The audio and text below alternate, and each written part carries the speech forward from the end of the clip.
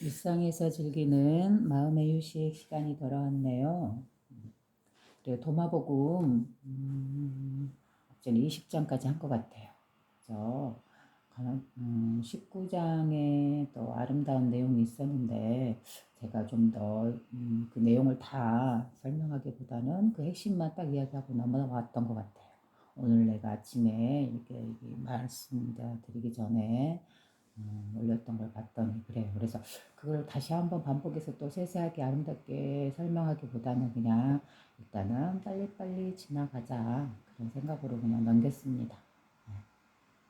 다음에 또 아마 이런 경전을 이렇게 유튜브로 이렇게 혼자서 설명하는 그런 지금은 그렇게 하고 있잖아요. 그런데 이제 앞으로는 또 도마복음을 이렇게 끝나는 게 아니고 아마 좀 더 이제 여러분들과 서로 대화를 통해서 배울 수 있는 그런 도마복음 그때가 되면 이렇게 이런 빠뜨렸던 문장들 그런 것도 하나하나 좀 더 세세하게 느끼면서 읽어보고 느껴보고 마음으로 그다음에 그걸 자신의 삶에 녹여내는 그런 마음의 휴식을 취할 수 있는 그런 시간도 가져보려고 또 생각도 해봅니다.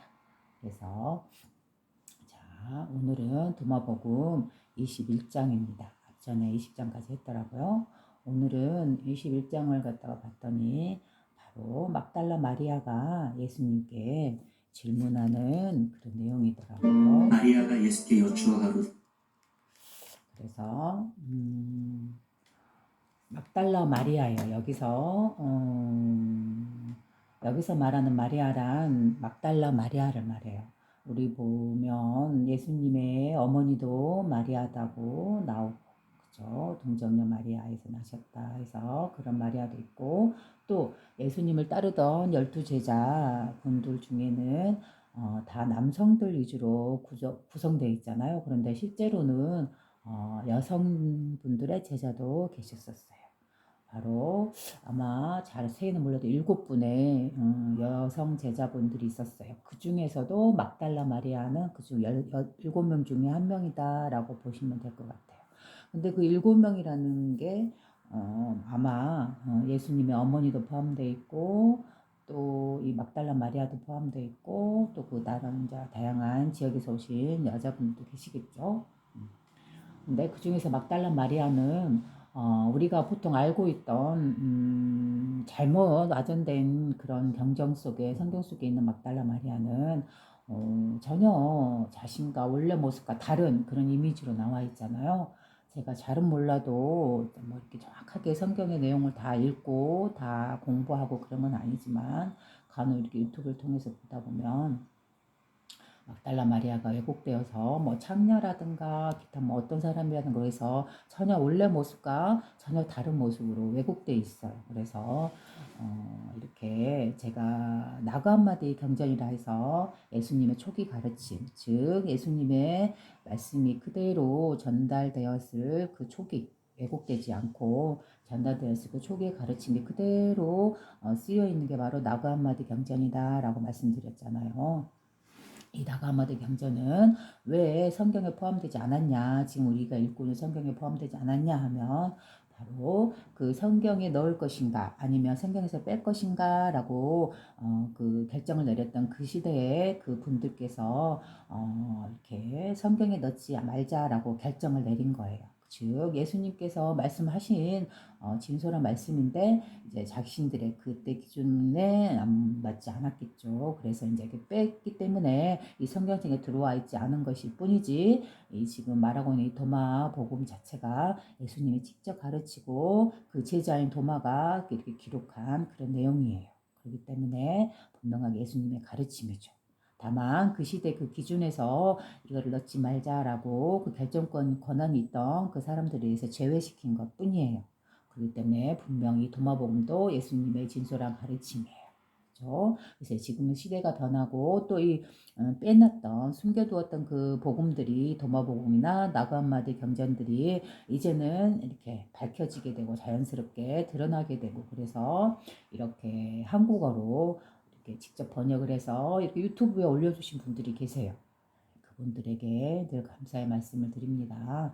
나가 한마디 경전이라는 것이 이제 이렇게 나타났다는 건 알지만 이런 유튜브님들이 이렇게 직접 관심을 가지고 그 내용을 우리 한국어로 이렇게 번역해서 올려주신 분들께 정말 감사드립니다. 왜냐하면 이렇게 유튜브로 올려주신 그 내용을 보고 또 저희 같이 그 분야의 그 언어를 모르더라도 이렇게 우리나라 한글이나 언어로 해석돼서 올려주셨기 때문에 또 나는 그걸 바탕으로 해서 그 내용을 예수님 말씀하신 내용을 또 우리 시대의 언어로 다시 재풀이해서 여러분들과 같이 이렇게 공유할 수 있는 거잖아요.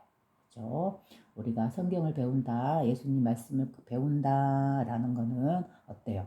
바로 예수님의 가장 초기에 가까운 그 음성, 왜곡되지 않는 이러한 경전들을 통해서 물론 성경에도 지금 나와 있고 여러분들이 배우신 그 성경도 맞습니다. 예수님의 진솔한 말씀이 기록되어 있는 것들이죠. 그러나 이제 거기에 포함되지 않았던 그 외의 말씀들을 가지고 와서 저는 이렇게 여러분들께 이렇게 같이 공유하면서 같이 느끼고 음미하고 있는 거죠. 그래서 이렇게 경전 속에서 우리 예수님께서 하신 말씀을 통해서 우리는 그 마음에 그 경전의 말씀을 이해하고 그래서 다시 그거에서 끝나는 게 아니고 위에서 끝나는 게 아니고 그 말씀을 통해서 우리는 이해하고 배우면서 우리의 일상 속에서 우리의 삶 속에서 그걸 녹아내어서 그 예수님의 지혜를 우리의 마음으로 받아들여서 그래서 우리 걸로 만들어서 우리가 우리의 일상에서 우리의 삶에서 받는 그런 다양한 스트레스적인 요소들을 이렇게 편하게 맞아들이고 결국 그 스트레스를 우리는 피할 수 없잖아요. 그죠?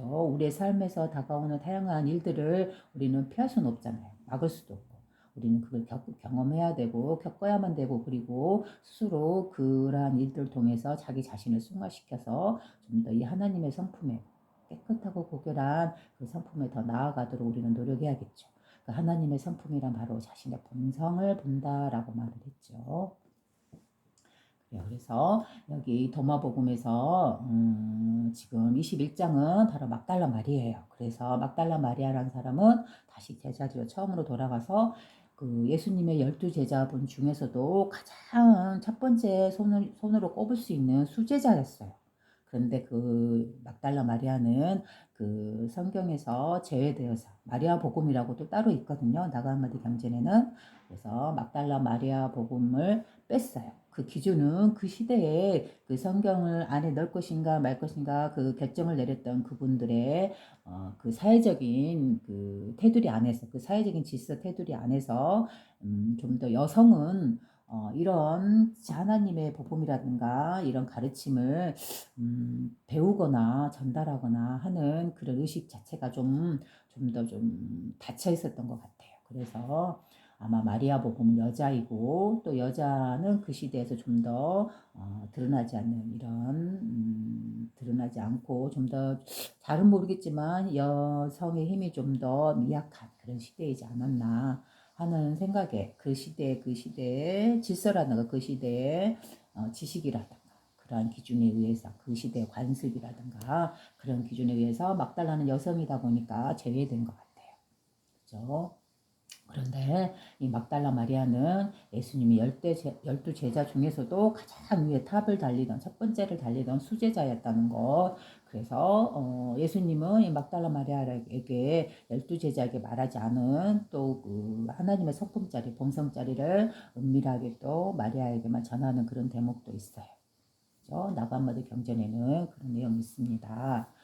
그래서 막달라 마리아라는 사람은 바로 우리가 보고 있는 성경에서 왜곡된 뭐 창녀라든가 기타 뭐 이상한 질병에 걸린 사람이라든가 이런 식으로 해석된 사람이 아니에요. 진솔한 모습은 바로 이 나가마리 경전에 있는 이러한 내용들을 자세하게 이렇게 영역을 넓혀서 성경이라는 영역 안에 갇히지 말고 나가마리 경전이라는 걸 통해서 하고 우리가 지금 그 12제자의 또 새로운 모습 이런 드러나지 않는 막달라 마리아 진실한 모습들 이런 것들을 배워나가는 모습 감 재미가 쏠쏠해요.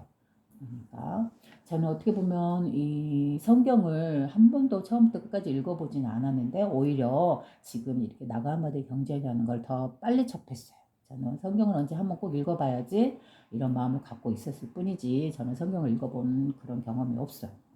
다만 이제 그 뭐죠? 요한복음이라 그래가지고 요한복음은 그 계시록이라든가 이런 좀 재밌는 독특한 그런 내용들이 있어서 이 핸드폰 어플로 한두 번씩 읽어봤던 그런 건 있어요. 근데 처음부터 끝까지 쭉 읽어본 것도 아니고 잠깐 봤던 그런 기억이 좀 있네요.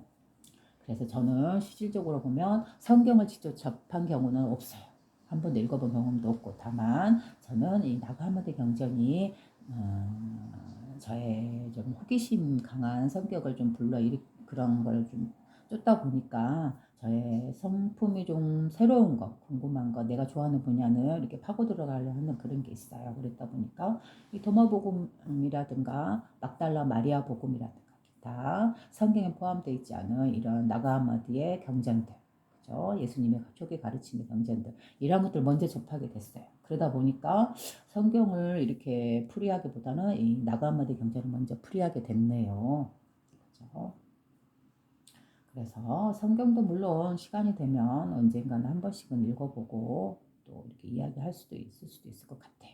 그런데 저는 아무래도 좀 더 마음이 가는 게 이렇게 그 시대에 이 성경 안에 넣을 것인가 말 것인가 했던 그 기준에 의해서 넣고 또 빼버렸던 이러한 것들이 더 마음이 가는 것 같아요. 그래서 어떻게 보면 드러나지 않은 예수님의 진솔한 가르침이 더 녹아있는 것들이 더 많다라는 생각이 들기 때문이죠.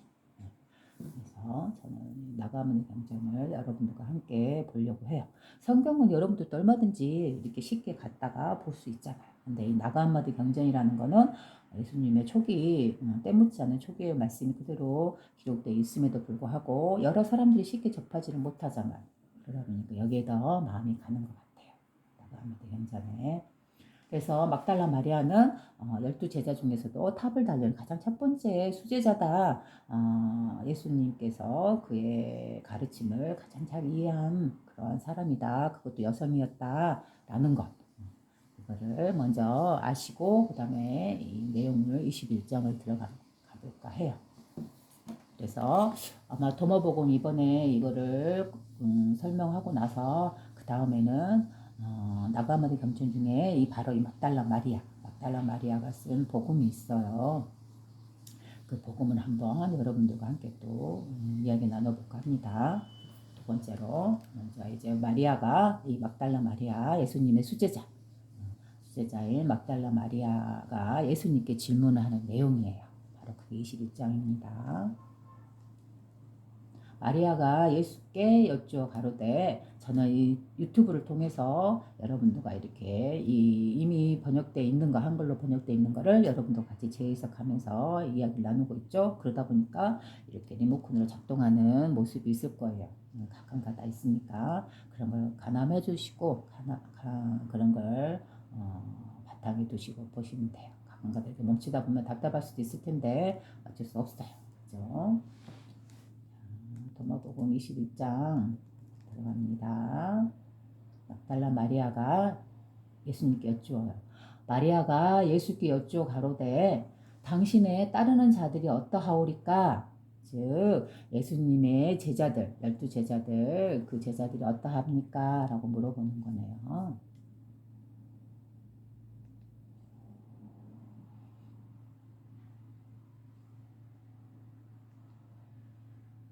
예수께서 가라사대, 그들은 그들의 것이 아닌 밭에서 사는 아이들과 같도다.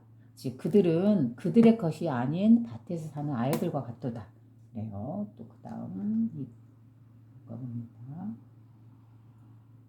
그 밭의 주인들이 올 때에 그 주인들은 우리의 밭을 우리에게 돌려다오 라고 말을 할 것이다.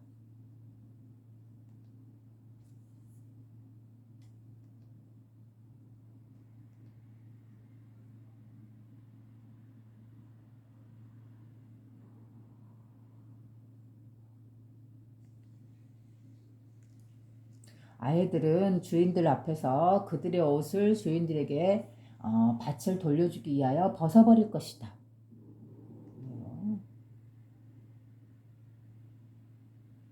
그리고 아이들은 그들의 밭을 주인들에게 돌려줄 것이다. 이러한 연유로 내가 이르노니 한 집의 주인이 한 도적이 오고 있다는 것을 안다면 그 주인은 그 도적이 도착하기 이전에 방비태세에 있을 것이요. 그 도적이 그의 소유인 집을 뚫고 들어와 그의 물건을 훔쳐내가지 못하도록 할 것이다. 그렇다면 너희들이야말로 이 세상에 대하여 방비태세에 있으라. 너희 자신들을 강건한 힘으로 무장하여 도둑들이 너희에게 도달하는 길을 발견할 수 없도록 할 것이다. 왜냐하면 너희가 기대하는 환난이 결국 닥치고야 말 것이기 때문이다. 너희들 가운데 내 말을 이해하는 한 사람이 있기를 바라노라. 곡식이 익었을 때가 되면 곧 사람이 손에 낫을 들고 와서 그것을 추수하였느니라. 들을 귀가 있는 자들이여 누구든지 들으라.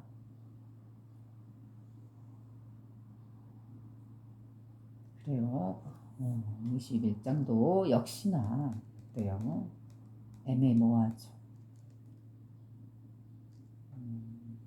그래요. 왜 예수님께서는 이렇게 직접적으로 이렇게 이 마음자리에 대해서 알아듣기 쉽게 이렇게 진솔하게 말을 하지 않았을까? 저는 이 예수님께서 하신 말씀을 들어보면은 가끔가다 이런 생각이 들어요.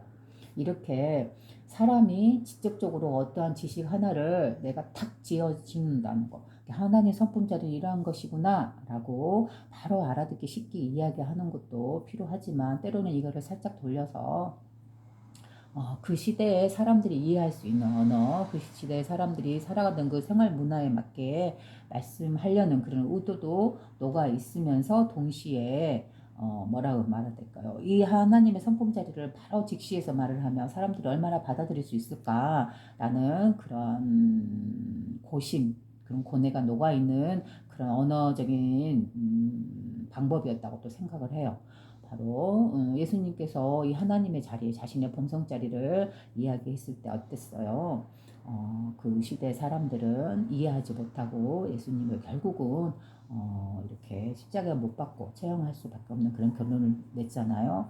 그와 마찬가지로 본다면 어때요? 이 하나님의 성품 자리를 있는 그대로 말을 한다 그러면 분명 이해하지 못할 뿐더러 또 역시나 그 시대의 그 신앙이라던 종교의 종교관에서 벗어나기 때문에 왜곡되어 있었기 때문에 진솔한 가르침에서 왜곡되어 있었기 때문에 벗어날 수밖에 없었겠죠. 그렇기 때문에 이렇게 돌려서 말씀을 하지 않았나 하는 생각이 들어요. 그래서 제가 이렇게 이제 이 내용을 읽고 이걸 다시 이렇게 꼬인 한 박자 두 박자 꼬인 이거를 다시 풀어서 이해하려고 하다 보면 간혹가다 머뭇머뭇할 때가 많아요. 이걸 어떻게 말을 해야 되지? 어떤 의도로 말을 했을까? 이런 생각이 들어요.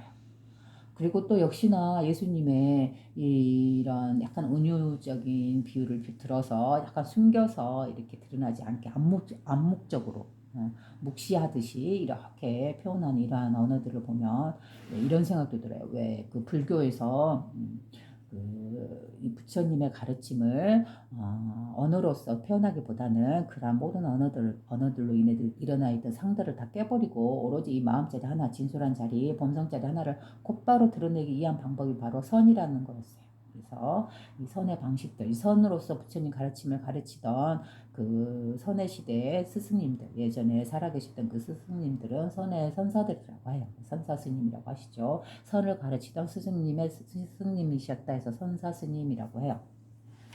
그들의 가르침을 보면 이렇게 애매한 약간 은유범적이고 좀 더 묵시적이고 뜻을 바로 곧바로 드러내지 않고 그 뜻을 이면에 숨겨놓은 듯한 그러면서 우리의 개념이나 상이나 언어적으로 이해하려던 그러한 모든 것들을 깨부셔버리는 그런 아리송한 애매한 말로서 이렇게 가르치는 그런 문구라든가 그런 상황이 많잖아요. 그죠? 바로 이러한 부분과 예수님 가르침이 서로 통하는 그런 느낌도 있어요. 그래서 우리는 어때요? 있는 말 그대로 써져 있는 말 그대로 이해하다 보면 절대 그 숨은 뜻을 이해할 수 없겠죠. 그러면 어떻게 이해를 해야 될까? 바로 우리의 이 근본 마음자리 하나, 이 본성자리 하나는 예수님이나 또는 석가모니 부처님이나 어때요? 똑같이 이 마음자리 하나를 써서 똑같이 공유해서 살아계셨고 이 마음자리 하나를 이용해서 여러 사람들께 가르침을 폈고 또 돌아가신 후에도 그분들이 돌아가신 후에도 역시 이 마음자리 하나로 다시 되돌아가신 것이잖아요. 그죠? 이 마음자리 하나에서 태어나고 이 마음자리 하나를 써서 여러 사람들에게 가르치고 또 다시 죽음이라는 걸 통해서 이 마음자리, 근원자리, 자신이 되돌아왔던 자리, 자신이 나왔던 자리, 바로 근원자리, 우리의 근원자리로 되돌아가는 거잖아요. 그죠? 그래서 이 마음자리 하나는 어때요? 역시나 우리도 똑같이 예수님이나 부처님이나 똑같이 어떤 성현들이나 바로 이 마음자리 하나를 갖고 우리는 태어나잖아요. 그죠? 그 마음자리 하나가 바로 우리가 태어나면서부터 부여받은 바로 본성이다라고 했잖아요. 이 본성이 곧 우리의 마음이다라고 말할 수 있는 거다고 했잖아요. 이 마음이라는 거는 누구는 있고 누구는 없나요? 그렇지 않죠. 우리 같이 모든 생명을 가진 우리 인간들은 누구나 마음을 갖고 태어나잖아요. 그렇죠? 그래서 이 마음은 성현에게만 있다든가 위대한 어떤 누군가에게 깨달은 자에게만 있다든가 예수님이나 부처님에게만 있다든가 이건 아니죠. 누구나 동등하게 누구나 갖고 태어나요. 바로 이게 본성자리예요. 자신의 본성인데 이 본성은 어때요? 청정 그 자체가 있잖아요. 어떤 때도 묻지 않아요. 그죠? 어떠한 시간과 공간을 우리는 수만 번 태어나고 살았다 할지언정 어때요? 그 모든 물둠에 움직임 없이 동요 없이 늘 청정한 그 상태. 그죠? 어떤 때도 묻지 않는 찬란하게 빛나고 있는 맑고 순수한 의식 그 자체. 이게 바로 우리의 본성이고 우리의 본래 마음이고 우리가 태어나는 순간부터 무수한 삶을 경험을 겪고 살고 또 마지막 죽음으로 되돌아가는 그 순간까지 우리는 늘 이 마음자리 본성자리 하나에서 떠날 수가 없어요. 우리 모든 생명은 바로 이 본성자리 이 마음 하나에 의지해서 살아가기 때문이에요. 그죠? 태어나도 이 마음에서 태어나고 이 마음에서 살다가 이 마음으로 되돌아가는 거예요. 그렇기 때문에 우리는 늘 이 본성자리에서 벗어날 수가 없는 거예요. 한순간도. 삶을 사는 순간에도 죽음이라는 그 순간마저도 우리는 늘 이 본성 안에 머무르고 있어요. 이 본성이 자체가 때묻지 않는 청정함이에요. 이 본성을 안다는 것 자체, 깨닫는 것 자체가 바로 세례를 받는 거예요. 이 몸을 세례받는 게 아니고 진정한 자신의 영혼에 세례를 주는 거죠. 청정한 의식, 바로 그 식을 다시 거듭나는 거죠. 거듭 태어나는 것이죠. 그렇죠? 그래서 21장 바로 이렇게 예수님의 이렇게 은유법이라든가 묵시적인 드러나지 않는 뜻이 진솔한 뜻이 드러나지 않는 바로 이러한 내용들을 우리는 읽음에 있어서 바로 우리의 마음 하나 바로 이 예수님이나 우리나 바로 이 마음 하나를 똑같이 쓰고 있기 때문에 우리는 이 마음에서 예수님의 마음에서 곧 우리의 마음으로 서로 통하겠죠. 바로 이신전심이다 해서 마음으로써 마음을 전한다라는 뜻처럼 이 예수님의 마음도 우리의 마음도 결국은 같은 하나의 마음, 한 마음을 같이 쓰고 있기 때문에 우리는 이 말뜻을 충분히 이해할 수 있는 거예요. 바로 이 청정한 마음의 근원자리 이 자리 하나에 안주하고 버티고 있으면서 이러한 내용들을 하나하나 이해하면서 우리 것으로 만들어내고 또 우리 것으로 만들어서 결국 우리의 삶 속에 녹아내어서 예수님의 지혜를 우리가 똑같이 누릴 수 있는 그런 행복을 누릴 수 있는 그죠? 그의 가르침을 우리의 삶에 녹아낼 수 있는 그런 일을 하기 위해서 바로 이 자리에서 이렇게 여러분들과 같이 말을 나누고 있지요. 네, 그럼 다시 도마복음 막달라 마리아 예수님의 수제자였던 막달라 마리아의 물음으로 다시 되돌아가서 하나하나 또 다시 읽어봅시다.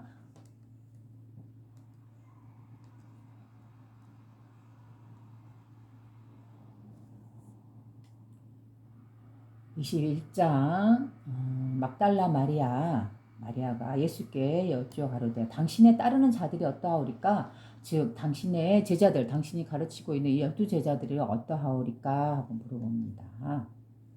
자, 예수님께서 말씀하시되 그들은 그들의 것이 아닌 밭에서 사는 아이들과 같도다 그래요. 여기서 보면 아이라는 말이 나왔잖아요. 이 아이라는 말은 저는 잘 몰라요. 그러나 이 전체 문장을 통해서 보면은 아이라는 거는 마치 그래요. 밭에서 사는 아이들이라는 거는 밭에서 사는 농부. 아이라는 말을 농부라는 말과 비슷한 맥락으로 이해하면 될 것 같아요. 그들은 그들의 것이 아닌 밭에서 사는 아이들과 같도다. 즉 자신의 밭이 아닌 그 안에서 단지 일만 하는 약간 노비의 느낌이라고 해야 될까요? 밭의 주인은 따로 있고 정작 그 밭을 일구어서 그 안에 추수물이 나오면 거기서 조금 얻어먹고 결국은 이 모든 것들을 추수물을 다시 주인에게 바쳐야만 하는 이 노비와 같은 이러한 느낌인 것 같아요. 그래서 그 제자들을 이 아이들과 같도다라고 비유를 해요. 왜 자신의 소중한 제자들인데 왜 아이들과 같다? 밭에서 일하는 농부이자 즉 노비와 같은 주인은 따로 있는 노비와 같은 사람들이다라고 말을 했는지 이제 이 다음 장에서 말이 나오겠죠. 그들은 그들의 것이 아닌 밭에 사는 아이들과 같도다. 그 밭에 주인들이 올 때에 그 주인들은 우리의 밭을 우리에게 돌려다오라고 말을 할 것이다. 그래요. 여기서 그 밭의 주인들이 온다 해서 그 밭의 주인이란 누굴까요? 바로 이 성품자리, 이 하나님의 성품자리, 우리의 본성자리를 말하는 거예요. 그 밭의 주인이라는 거는. 즉 우리들은 이 밭이라는, 즉 이 삶이라는 걸 통해서 밭은 바로 삶이라고 표현할 수 있죠. 우리는 이 삶을 통해서 우리가 수많은 삶을 살아야 우리가 원하는 다양한 목표들을 가지고 수많은 일들을 경험하고 수많은 노력을 통해서 이 밭을 이루고 나가잖아요. 자신의 삶이라는 밭을. 그러나 자신들이 정말 중요하다 여겼던 그 모든 경작 행위들, 삶을 가꾸었던 노력들, 그러한 것들은 실제로 그렇게 중요했던 게 아니다고 말씀하시는 거죠. 왜냐하면 그 밭의 주인이 따로 있다고 말을 했잖아요. 우리 12제자는 그 밭에서 일하는 노비와 같은 삶을 산다. 즉 우리는 왜 노비라고 표현했을까? 12제자를. 자신의 삶에서 우리는 이 몸을 갖고 태어나면서 우리는 다양한 이 물질 세계를 경험하면서 어때요? 물질에 좀 더 소유하고 싶고 좀 더 탐닉하고 싶고 좀 더 이 몸과 마음과 정신을 즐기려는 이런 욕구, 이러한 욕구에 우리는 끄달려가면서 이 삶을 살아가잖아요.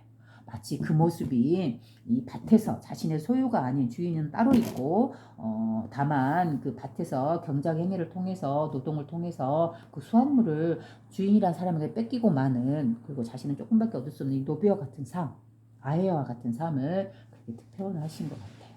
그죠?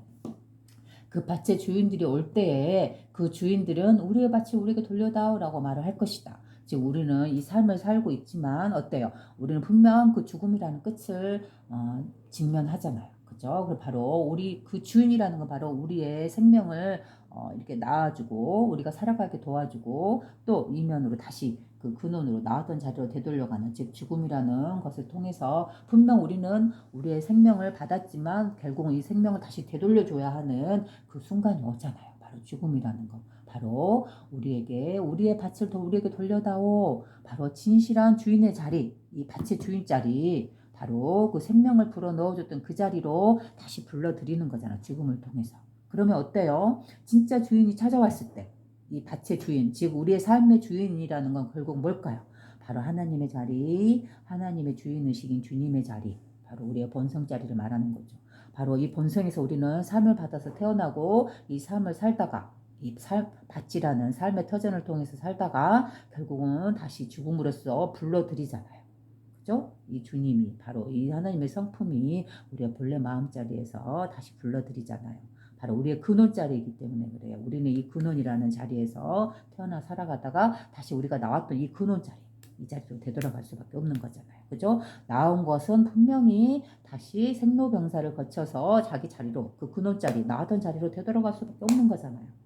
그죠? 바로 이 근원자리가 주인이다. 바로 이 근원자리가 주님이고 이 근원자리가 하나님이고 바로 이 근원자리가 하나님의 성품인 우리의 본성자리다라고 말을 하는 거죠. 즉 우리가 부단하게 이 삶을 통해서 물질세계를 추구하면서 다양한 이러한 감각적 탐욕에 더 추구하고 더 느끼고 싶어하고 나의 이 만족을 위해서 여러 사람들을 해치면서까지 억누르면서까지 억압하면서까지 심지어 그들에게 어떠한 나쁜 절대 그 하나님의 성품에서 나올 수 없는 타락하고 악마적인 이러한 모습으로서 그 사람들을 갈취하고 그죠? 때로는 죽이기도 하고 그들이 주지 않은 것들을 돌려가기도 하고 착취하고 그죠? 억압하면서 이러한 모습들을 우리는 드러내면서 이 삶을 살아가고 있잖아요. 우리가 살아가고 있는 이 현상계의 모습이 그런 모습으로 드러나 있잖아요. 그죠? 물론 그렇지 않고 선하게 살아가는 이들도 충분히 많이 있습니다. 그러나 그 반대편에서 또 그렇게 살아가는 이들도 함께 살아가고 있잖아요. 그죠? 우리는 이렇게 우리의 이런 육식이란 우리가 이렇게 눈으로 보고 코로 냄새를 맡고 입으로 맛을 느끼고 그다음에 그 소리로 아름다운 소리를 갈구하려 하고 입으로는 더 맛있는 걸 음식을 먹으려 하고 눈으로는 좀 더 아름답고 눈에 좋은 것을 취하려고 하고 그죠? 또 정신적으로서는 어때요? 우리가 갖고 싶어하는 아름다운 어떤 환상적인 그러한 상들, 그런 아름다운 지식이라든가 언어라든가 또는 진리라든가 뭐 이러한 것들을 갖다 경전의 내용이라든가 이러한 것들을 취해서 이것만이 옳다 하고 또 지으려고 하는 이런 정신적인 소유욕도 한 일종의 탐욕이에요. 탐욕. 왜냐하면 왜 탐욕이라 했을까요? 이것만이 옳다, 이 지식만이 옳다, 내가 아는 것만이 옳다, 내 진리만이 옳다, 내 종교만이 옳다 라고 했을 때는 어때요? 그 주변의 다른 것들에 대해서 문을 닫아버리잖아요. 결국은 서로 진리와 진리 아닌 것을 투쟁할 수밖에 없죠. 결국 그러면 어때요? 이 정신적으로 소유하는 것, 이 진리라고 소유하는 것, 이거 자체도 어떻게 보면 이 반대되는 사람들에게, 그 사람들에게 대항할 수 있는 무기가 되는 거예요. 어떻게 진리가 평화라고 할 수 있는 이 진리가, 안식처라고 할 수 있는 이 진리가 우리를 죄에서 깨끗하게 씻어줄 수 있는 이 진리라는 것이, 하나님의 성품이라는 것이 다른 사람들과 투쟁하고 그들과 싸우고 그들을 죽일 수밖에 없는 이러한 모습이겠어요. 그죠? 절대 이렇게 드러날 수 없는 것이겠죠. 그렇기 때문에 정신적인 가치를 할지라도 아무리 고귀하고 성스럽고 아름답고 최고의 정신적인 가치를 할지라도 이것만이 옳다 하고 이거 안에 갇히는 순간 결국 이거는 무기가 되고 자기 자신을 죽이는 것이 돼요. 그리고 자기 자신뿐만이 아니라 이 기준에서 벗어난 그 모든 생명들, 다른 사람들, 다른 가치관을 갖고 있는, 다른 종교관을 갖고 있는 사람들과 싸울 수밖에 없겠죠. 바로 이런 싸움을 일으키는 이런 투쟁적인 모습은 결코 하나님 성품으로 할 수 없겠죠. 바로 우리의 본성자리로 할 수 없는 거예요. 그럼 우리의 본성자리는 청정한 그 상태를 어떠한 때도 묻지 않은 청정무구한 상태. 그렇죠? 어떠한 정치적인 가치가 들어올 수 없는 자리. 그 무엇이라도 들어오는 순간 튕겨나갈 수밖에 없는 청정한 자리예요. 바로 이렇게 텅 비어있는 허공과 같은 이러한 자리예요. 그렇기 때문에 어떠한 가치도 건너질 수 없는 자리예요. 정신적인 소유욕이라 할지라도. 그죠? 그래서 이 청정한 자리는 정신적인 가치라든가 또는 물질적으로 어떤 것도 그 안에 탐욕적으로 갇히지 않는, 정신적으로도 갇히지 않고 물질적으로도 갇히지 않는 이 자유롭고 청정한 의식, 탕 튀어있는 이 맑고 고귀하고 고요한 의식 하나. 그죠? 어떤 때도 묻지 않는, 인간의 때에 묻지 않은, 어떤 틀에도 묻지 않은, 어떤 상에도 묻지 않은, 어떤 지식이나 언어라든가 경전의 내용에도 묻히지 않은 오로지 살아있는 있음이라는 이 의식 하나, 청정한 의식 하나. 이 의식으로 우리는 이렇게 내가 이야기를 하고 있고 여러분 듣고 있다 했잖아요. 바로 지금 여기서 느끼고 있는 이 의식 하나, 어떠한 제 해석에 빠지지 않은 이 의식 하나, 첫 번째 의식이죠. 바로 태초 이전에 존재했던 그 고요한 의식, 그 의식이 그대로 지금 나의 의식이다고, 바로 지금 여러분의 의식과 같다라고 했잖아요. 그죠? 그게 바로 우리의 본성이다. 그러니 우리는 늘 정정하고 늘 고요할 수밖에 없는 바로 빛의 사람들인 것이죠. 자, 그러면 다시 또 내용을 볼게요. 그 밭의 주인들이 올 때에 그 주인들은 우리의 밭을 우리에게 돌려다오라고 말할 것이다. 그렇겠죠? 우리는 삶을 아주 탐욕에 물들어서 살아가지만 결국은 죽음이라는 걸 통해서 다시 그 주인에게 되돌아갈 수밖에 없어요. 바로 그 주인이라고 부르는 그 하나님의 성품 자리는 바로 우리의 본래 자리, 우리의 본성품 자리죠. 그죠? 이것들을 비유해서 그 밭의 주인과 그것을 경적하고 노비처럼 살아가는 바로 자신의 본성을 깨닫지 못하고 노비처럼 그들에 의해서 착취해 이 삶이라는 이 물질적인 세상에 의해서 착취당하고 노비처럼 살아가고 있는 바로 평범한 이들, 보통 사람들의 이들, 이러한 모습들을 가지고 살아가는 이들을 이렇게 말을 한 게죠. 아이들이다. 이 밭의 주인이 아닌 그 밭에서 일하는 노비와 같은 존재들이다라고 표현을 한 거예요. 정말로 그 제자들이 노비라든가 밭에서 사는 농부라든가 이런 뜻으로 표현한 게 아니죠. 예수님은 분명 그 숨은 이면의 뜻을 알아차려야 되는 거죠. 그죠? 그 시대에 그 사람들이 알아들을 수 있는, 그 시대 그 사람들 수준에서 알아들을 수 있는 그 언어로서 표현하다 보니까 아이라고 표현한 것 뿐이에요. 그죠? 그런 내용에 이렇게 겉에 드러난 그 내용에 빠져서 판단하면 안 되겠죠. 아이들은 주인들 앞에서 그들의 옷을 주인들에게 밭을 돌려주기 위하여 벗어버릴 것이다. 그래요. 아이들은 그들의 옷을 벗어버릴 것이다. 언제? 바로 주인이 찾아왔을 때. 바로 내 밭을 돌려달라 했을 때. 그죠? 바로 여기서 옷을 벗어버린다라는 건 어때요? 그들의 옷을 벗어버린다면 우리의 몸이라는 거는 제가 앞전에도 이야기했듯이 잠시 입고 벗는 이 옷과 같다고 했잖아요. 이 옷. 이 옷은 어때요? 우리가 태어나면서 새로운 몸을 갖고 태어나듯이 우리는 새로운 옷을 사잖아요. 그죠? 그러면서 우리는 삶을 살아가면서 이 옷을 걸쳐요. 그죠? 그러면서 성장하고 또 생로병사를 거쳐서 결국 죽을 때는 어때요? 이 몸이 땅속에 흙속에 우리는 버리게 되잖아요. 그죠? 죽음이란 그렇잖아요. 바로 이와 같이 우리 몸이라는 것, 우리의 삶이라는 것은 바로 이 옷과 같아요. 태어나면서 걸치고 났다가 사는 동안 입다가 결국은 죽음을 통해서 내 몸을 버리듯이 이 옷도 낡아지고 오래되면 버리잖아요. 그죠? 미련 없이 버려버리잖아요. 우리가 그리고 새로운 옷이 또 필요하면 새로운 옷을 사 입듯이 이 옷에 목숨 걸지 않잖아요. 마찬가지로 우리도 이 몸이라는 거는 옷과 같아요. 잠시 태어나서 입고 사용하다가 살아가는 동안 사용하다가 이 죽음을 통해서 벗어버리는 옷과 같아요. 그래서 바로 여기서 아이들은 주인들 앞에서 그들의 옷을 벗어버릴 것이다 라고 했어요. 그러면 주인들이라는 거 어때요? 바로 하나님의 성품이여 자신이 나온 본래 그 근원자리, 그죠? 본성자리를 이렇게 비유해서 말씀하신 거라고 볼 수 있는 거잖아요. 어떻게 하기 위해서? 왜 옷을 벗어버린다? 바로 주인들에게 밭을 돌려주기 위하여. 우리가 그렇게 열심히 살았던 이 삶이라는 그 현장, 우리가 그렇게 이루려고 했던 그 목표를 향해 치닫았던, 내가 원했던 것들 향해서 치닫았던 그 모든 바깥을 향해서 나갔던 그런 목표들, 그러한 것들은 물론 선한 목표다 하면 나 자신도 좋고 여러 사람들도 유익하게 할 수 있는 그런 선한 목표다 하면은 분명 우리는 열심히 추구하고 달성을 해야겠죠. 그러나 그 목표가 오로지 자기 자신의 탐욕만을 위한 것이고 나의 즐거움만을 위한 것이고 심지어 그걸 자신을 위해서 다른 사람들을 해롭게 하고 나아가서 이게 좀 더 큰 목표다 그러면 우리의 나라를 위해서 다른 나라를 해친다든가 나의 공동체의 삶을 위해서 다른 공동체의 삶을 해친다든가 나의 문화만이 고귀하다 생각해서 다른 나라의 문화를 해친다든가 이렇게 자신이라는 테두리 안에 또는 나라는 개인을 위해서 그죠? 나라는 우리 나라를 위해서 그와 다른 나라들이라든가 다른 공동체라든가 다른 사회라든가 다른 문화라든가 다른 개인이라든가 그런 사람들이 해칠 때 자신만을 위한 탐욕을 위해서 해칠 때 어때요? 그거는 분명 하나님의 성품에서 멀어진 것이겠죠. 그죠? 그러한 삶이라는 것, 이 삶이라는 것, 탐욕적인 삶을 살아갈 때 어때요? 주인이 다 돌아오는 순간, 죽음이 돌아오는 순간 어때요? 우리는 이 모든 것들을 내려놓을 수밖에 없어요. 돌려줄 수밖에 없어요. 그리고 이 옷처럼 벗어버릴 수밖에 없는 거겠죠. 그러면 따지고 보면 어때요? 우리는 이 삶이라는 건 잠시 입고 있는 이 옷과 같은 거예요. 그죠? 우리가 몸을 받고 태어나면서 살아가는 그 순간, 지금의 시간으로 따지면 100년이라는 그 순간 동안 잠시 입고 있는 옷과 같은 것일 뿐이에요.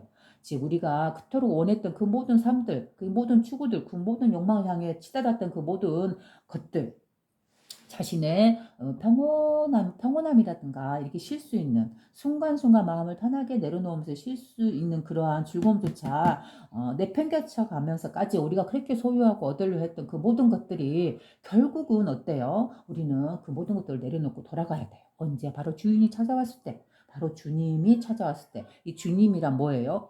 이 온 우주를 통째로 굴리고 있고 스스로 존재하고 있으면서 그 모든 것들을 창조하며 그 모든 것을 운영하고 관리하며 주재하며 그리고 동시성으로서 모든 생명들의 숨을 불어 넣어주고 있는 이 온 우주의 창조자이자 주재자이자 운영자이자 그리고 결국 그 모든 것들을 작용시켜서 생로병사를 거쳐서 결국은 죽음이라는 자신이 나왔던 그 근원자리 원래 자리로 되돌리는 자 바로 그 자라에서 어떠한 인간적인 모습을 하는 그런 신이 있는 게 아니다 했잖아요. 그죠? 바로 이 온 우주를 굴리고 있는 순수한 의식이라고 볼 수 있어요. 마음이요, 정신이요, 의식이요. 영적인 그런 힘. 그죠? 이걸 갖다가 말하는 거예요. 그죠? 그래서 이 주님이라는 거는 바로 이 주인공, 이 온 우주 만물을 굴리고 있는 이 주인공을 높여서 임자를 붙여서 주님이라고 부르는 것 뿐이지 실제로 그러한 신적인 존재가 있는 건 아니에요. 바로 이 주님은 우리의 본성자리요, 우리의 마음자리요, 우리의 정신이요, 우리의 영의 자리예요. 그죠? 그렇기 때문에 이 정신이요 마음은 어때요? 이렇게 물질 세계로 드러나 있는 것이 아니다 했잖아요. 그죠? 드러나지 않는 이 허공과 같이 모든 만물을 품되 모든 우주를 품되 그러나 정작 자신은 드러나지 않는 이 기와 에너지와 의식과 같은 상태 마음이요 정신은 물질화되어서 나타나지 않지만 우리의 몸을 이끌어가고 우리의 삶을 영향을 주는 주인공이잖아요. 바로 이와 같은 주인공 그죠? 바로 그 의식일 뿐이에요. 그죠? 이 주님이라는 의식은 바로 이 자리, 이 사람이 주인이에요. 여기서 예수님께서 말하는 주인이 찾아왔다, 이 밭의 주인이다 하면 바로 이 자리죠. 주님의 자리, 바로 이거는 하나님의 성품 자리, 바로 우리의 본성 자리. 그러나 그 무엇으로 물질화되어 있지 않은 정신이요, 마음이요, 에너지요, 기운이요, 이러한 텅 빈 허공과 같은 청정한 의식 하나의 그 자리. 그죠? 이 자리. 이게 바로 주인이에요. 주인이 왔을 때 주인이 이 밭을 우리에게 되돌려다오, 내가 주인이 나에게 되돌려다오 한다는 말은 바로 우리의 주인이 되돌아가는 순간을 말하고 있는 거겠죠. 아이들은 주인들 앞에서 그들의 옷을 벗어버릴 것이다. 누구에게 돌려주기 위하여? 바로 그 밭의 주인들에게 돌려주기 위하여. 이러한 연유로 내가 이르노니, 이러한 까닭으로 내가 말을 하느니 한 집의 주인이 한 도적이 오고 있다는 것을 안다면, 그죠? 한 집의 주인이라는 뭐예요? 바로 이 주님 자리를 말하는 거예요. 주인 자리, 그죠? 이 주인을 갖다가 높여서 주님하고 하는 거예요. 이 주자도 한자로 보면 주인 주자예요. 그죠? 이 만물을, 이 온 우주를 굴리는 그 전체성, 그 전체성을 오로지 하나의 의식이 굴리고 있는 거예요. 이 주인공, 바로 이 주인, 이 만물의 주인, 이거를 갖다가 높여서 주님이라고 부른다 했어요. 그렇죠? 바로 이 주님이란 거는 정신이요, 우리의 본성이요, 우리의 마음이요, 바로 드러나지 않는 이 호군과 같은 이 청정한 의식이다라고 말을 했고, 바로 우리는 태어나면서 이 의식을 갖고 태어나기 때문에 바로 우리의 본성 안에, 즉 우리의 마음 안에 이미 하나님이 존재하고 있다, 주님이 존재하고 있다라고 말을 하는 거예요. 그렇죠? 바로 이 마음의 본성, 본래의 우리의 마음자리를 하나님, 주님이라고 표현을 하는 거예요. 그래서 한 집의 주인이라 말하는 거는 바로 한 집이란 이 온 우주가 그대로 하나의 집이에요. 그죠? 우리는 집 그러면 보통 우리 개인이 사는 그런 집을 생각하잖아요. 그거는 작은 개념에 우리 나란히 개체 안에 갇힌 나라는 존재가 사는 집이라는 작은 개념의 집이고, 진짜 여기서 말하고 있는 예수님 말하고 있는 한 집이라는 거는 뭐예요? 바로 이 온 우주가 하나의 주님의 성품이, 하나님의 성품이 굴리고 있는 이 하나의 의식이 그 모든 만물을 아우르고 굴리고 있는, 운영하고 있는, 주재하고 있는, 경영하고 있는 바로 그 주인 의식, 바로 이걸 갖다가 주인이라고 표현했고 바로 한 집이라고 표현한 거예요. 그러면 이 우주는 결국 뭐예요? 조각조각 나서 은하 따로 우리가 이름 붙인 그 다양한 은하마다 다른 세계가 되는 거고, 그 안에 또 살아가는 그 별별마다 또 다른 세계가 형성이 되는 걸까요? 다 찢어지고 나누어진 그러한 삶으로 드러나 있는 걸까요? 아니겠죠. 여기서 예수님이 말씀하셨듯이 한 집이다라고 말을 하는 건 뭐예요? 이 온 우주 자체가 그대로 오로지 하나의 의식으로서 서로 연결되고 소통되고 관통되면서 하나의 몸이 드러나 있는 것이다 라고 했잖아요. 바로 그렇게 한 몸이 드러나 있는 것이다 라는 걸 바로 한 집이다 라고 또 표현한 거예요. 즉 여기서도 한 집이다 라는 건 뭐예요? 이 오로지 하나의 의식, 하나님의 의식, 하나님이라 함은 이 온 우주 자체를 오로지 하나의 의식이 순수하게 굴리고 있는 거예요. 결국 우리의 정신이나 마음도, 여러분들의 정신의 마음도 또 이러한 생명을 떠난, 움직이는 생명을 떠나서 이 드러나 있는 나무라든가 꽃이라든가 구름이라든가 바람이라든가 바위라든가 산이라든가 행성이라든가 이런 것들도 어때요? 살아있어요. 바로 하나님의 그 생명 안에 살아있는 거예요. 행성이 살아있다는 거는, 지구라는 행성이 살아있다는 거는 뭐예요? 바로 이 운행하고 있잖아요. 돌고 있잖아요. 이 도는 것이 바로 하나님의 성품이 돌리고 있는 거예요. 그래서 이 하나님이라 해서 제가 아까도 말했듯이 어떤 신적인 존재가 따로 다른 차원에 있어서 이런 우주를 굴리고 있다라고 해석하면 안 된다 했잖아요. 이 오로지 하나의 의식이라는 거는 바로 우리의 정신이요, 마음이요, 영이요, 영혼이기 때문에 이렇게 드러나있는 존재가 아니다 했잖아요. 그죠? 바로 우리가 늘 쓰고 있는 이 마음 하나, 본래 마음 하나하고 똑같은 것이 바로 하나님이에요. 그죠? 바로 우리의 깨끗한 본래 마음자리를 하나님이다라고도 표현하는 거예요. 왜? 우리도 그 만물 중에 하나의 개체이기 때문에. 그죠? 바로 이 만물을 굴리는, 즉 온 우주를 굴리는 그 한 분, 한 집, 그 하나의 의식, 하나의 주인공, 그 의식에서 드러난 존재들이기 때문에 우리들이, 모든 만물이 이 온 우주가, 그죠? 그렇기 때문에 우리는 그 모든 만물과 온 우주와 한 몸이고 한 마음으로서 드러나 있는 거예요. 그런 의미로서 바로 여기서 한 집이라고도 표현한 거예요. 바로 이 하나의 의식, 그죠? 이 자리를 깨닫는 것이 바로 깨달음을 얻는 것이다 라고 하는 거예요. 이 하나의 의식에 우리가 통합되고 녹아났을 때, 그래서 이 모든 드러나 있는 생명들이 나 아닌 이 모든 개체들이, 모든 사람들이, 모든 생명들이, 모든 자연이, 모든 우주가 바로 자신이 드러난 존재다라고 생각해서 나 자신을 아끼듯이, 나 자신을 사랑하듯이 바로 그들을 아끼고 사랑할 수 있는 바로 이 마음이 바로 하나의 의식이에요. 하나님의 의식이고 하나님의 성품이고 우리의 본성의 성품이에요. 우리가 늘 쓰고 있는, 우리가 태어나면서 갖고 나오는 이 성품이 바로 하나의 성품이에요. 이 하나의 성품이 하나님의 성품이야. 우리의 본성이요. 우리가 이 성품 안에서 우리는 절대 벗어날 수는 없다. 태어나는 순간도, 살아가는 순간도, 죽어서 되돌아가는 순간도 바로 이 하나의 의식에서 나오고, 이 하나의 의식이 굴리고 작용시키고 우리를 굴리고 살아가게 하고, 이 하나의 의식이 결국 때가 되면 우리를 다시 그 근원자리, 바로 자신의 의식 안으로 되돌려 부르기 때문에, 그렇죠? 바로 이 하나의 의식을 한 집이라고 예수님께서 표현하신 거예요. 그렇죠? 어떤 경전이나 공통적으로 나오는 게 바로 이 하나예요. 하나의 의식. 그렇죠?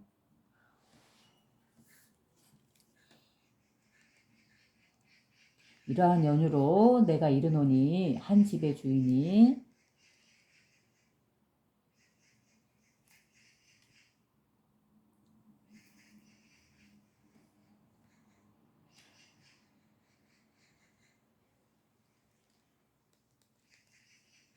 아이들은 주인들 앞에서 그들의 옷을 주인들에게 밭을 돌려주기 위하여 벗어버릴 것이다. 그리고 아이들은 그들의 밭을 주인들에게 돌려줄 것이다. 그렇죠? 우리들은 어때요? 이 아이들이라는 거는 12제자를 말하는 거고 12제자는 바로 우리와 같은 사람들이고 평범한 사람들을 말하는 것도 되겠죠. 그래서 아이들은 그들의 밭을 주인들에게 돌려줄 것이다. 우리는 돌려줄 수밖에 없어요.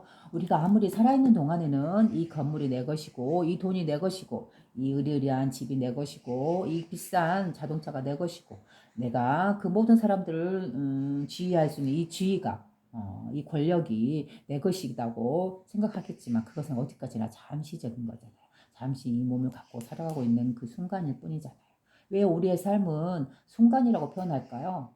바로 우리가 태어나기 이전에 그 태초 이전에 그 근원에 고요했던 그 시기가 그 시기에서 우리가 말로 표현할 수 없는 무한한 시간이 흐르면서 우주가 탄생이 되고 또 우주가 탄생되면서 무한한 시간이 흐르면서 이런 물질세계가 형성되고 또 물질세계가 생성되어서 그 무한한 시간이 흐르면서 결국만 갖가지 생명이 태어나고 자연이 형성이 되고 또 그 안에서도 수많은 시간이 셀 수 없는 무한의 시간이 흐른 뒤에야 우리가 같이 이런 하나님의 성품, 자신의 근원 성품을 이해하고 말할 수 있는 이러한 신성한 존재로서까지 나오기까지 그 수많은 헤아릴 수 없는 시간들을 우리는 거쳐왔잖아요.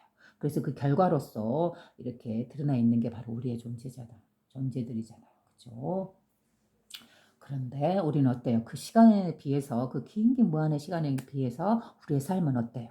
이 100년이라는 시간은 너무 짧잖아요. 그죠? 바로 우리는 이 짧은 순간을 살다 가는 거예요. 그 짧은 순간을 살아가면서 우리는 얼마나 셀 수 없는 그 무한한 탐욕을 부리면서 딱 그 탐욕을 채우기 위해서 이 몸의 감각에 즐기기 위해서 어때요? 그 상대방들을 얼마나 착취하고 억압하면서 그들의 생명을 이렇게 죽이면서까지 우리는 우리 자신만의 즐거움을 위해서 살아왔을까요? 바로 이러한 부분 우리는 되돌아봐야 해요. 우리가 경전을 공부하고 마음을 공부한다. 자성과 명상을 통해서 내 마음을 쉰다 하면 어때요? 내가 거머쥐었던 그 모든 욕심들을 내려놓을 줄 알아야 돼요. 그랬을 때만이 우리는 진정한 쉼을, 휴식을, 안식을 얻을 수 있는 거예요. 그 모든 것들을 거머쥐고서 내가 마음을 편하게 쉬어보겠다. 자성과 명상을 통해서 이거는 앞뒤가 안 맞는 거죠. 그죠? 내가 이미 괴로움이라는 탐욕의 씨앗을 뿌려놓고서 그 결과물을 편안한 안식을 얻겠다라는 것과 똑같아요. 이거는 절대 일어날 수가 없는 거겠죠. 편안한 안식이라는 것, 마음의 휴식이라는 것. 결국은 뭐예요? 그럼 내가 편안한 삶, 휴식을 살고 편안한 삶을 살겠다, 마음의 안식을 누리면서 행복하게 살겠다 함은 결국은 내가 그토록 원했던 그 모든 것들을 내려놓을 수 있는 이러한 것이 필요해요. 그렇죠? 다만 우리가 살아가다 보면 어떻게 해요? 우리가 원하는 바, 취하고 싶은 바가 분명히 있잖아요. 그렇죠? 그거를 다 내려놓을 수는 없는 거잖아요. 우리는 삶을 살아가야 돼요. 이 세상은. 그렇죠? 물질 세계는 분명히 돈도 필요하고 좀 더 좀 많은 여유가 있으면 좀 더 유익하게 살 수 있어요. 그걸 부정하는 게 아니죠. 우리는 분명히 우리의 삶을, 우리의 즐거움을 위해서 물질 세계에서 우리는 부단히 노력하고 그런 것들을 얻어서 우리의 삶을 누려야 돼요. 이 물질 세계의 행복을 누려야 돼요. 그러나 그 이면에 전제 조건이 분명히 깔려 하는 것은 뭘까요? 바로 이 성품, 자신의 성품자리를 알고 하나님의 성품을 깨닫고 그 내가 삶을 추구함에 있어서 내 목적을 추구함에 있어서 나도 즐겁고 또 그 상대방들, 나의 아닌 대상들도 같이 즐거울 수 있는 이러한 목표를 향해서 살아가야 해요. 그랬을 때만이 자신의 삶에서 자신의 휴식을 취할 수 있는 거예요.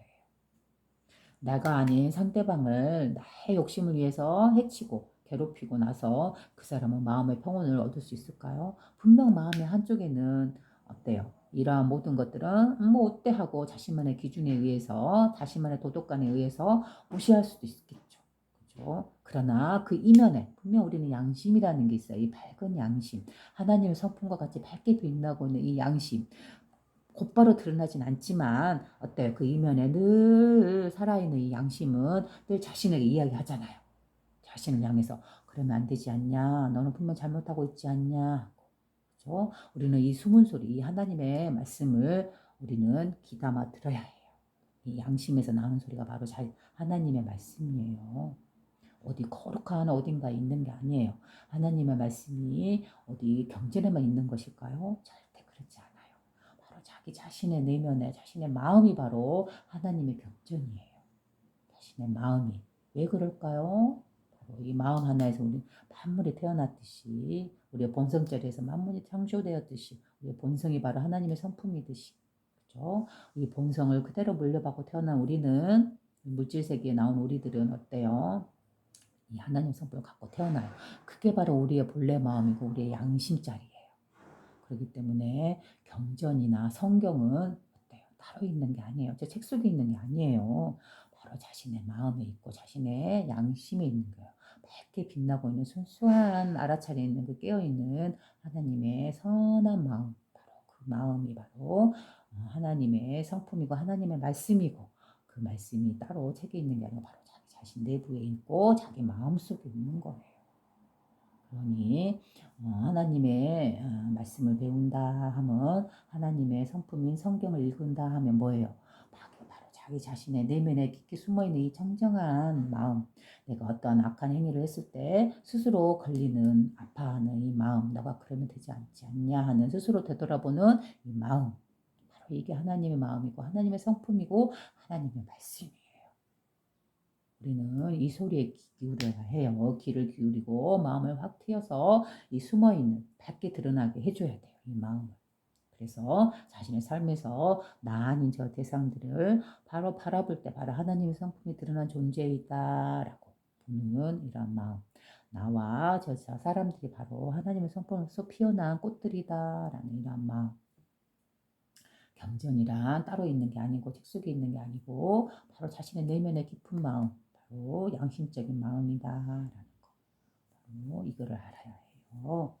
그죠? 그러니 우리는 어때요? 늘 하나님의 말씀과 함께 동행하고 있는 거예요. 자기 자신의 마음이 바로 하나님의 말씀이다라고 본다면. 그죠? 우리는 한순간도 이 마음에서 벗어날 수 없듯이 바로 우리는 한순간도 이 마음에서 떠날 수 없잖아요. 그죠? 우리는 늘 이 마음을 쓰면서 살아가잖아요. 그래서 어떠한 일을 만날 때 우리는 이 마음을 선한 마음을 쓰기도 하고 때로는 자기 자신만을 위한 악한 마음을 쓰기도 하죠. 그러나 하나님의 성품, 하나님 말씀은 어때요?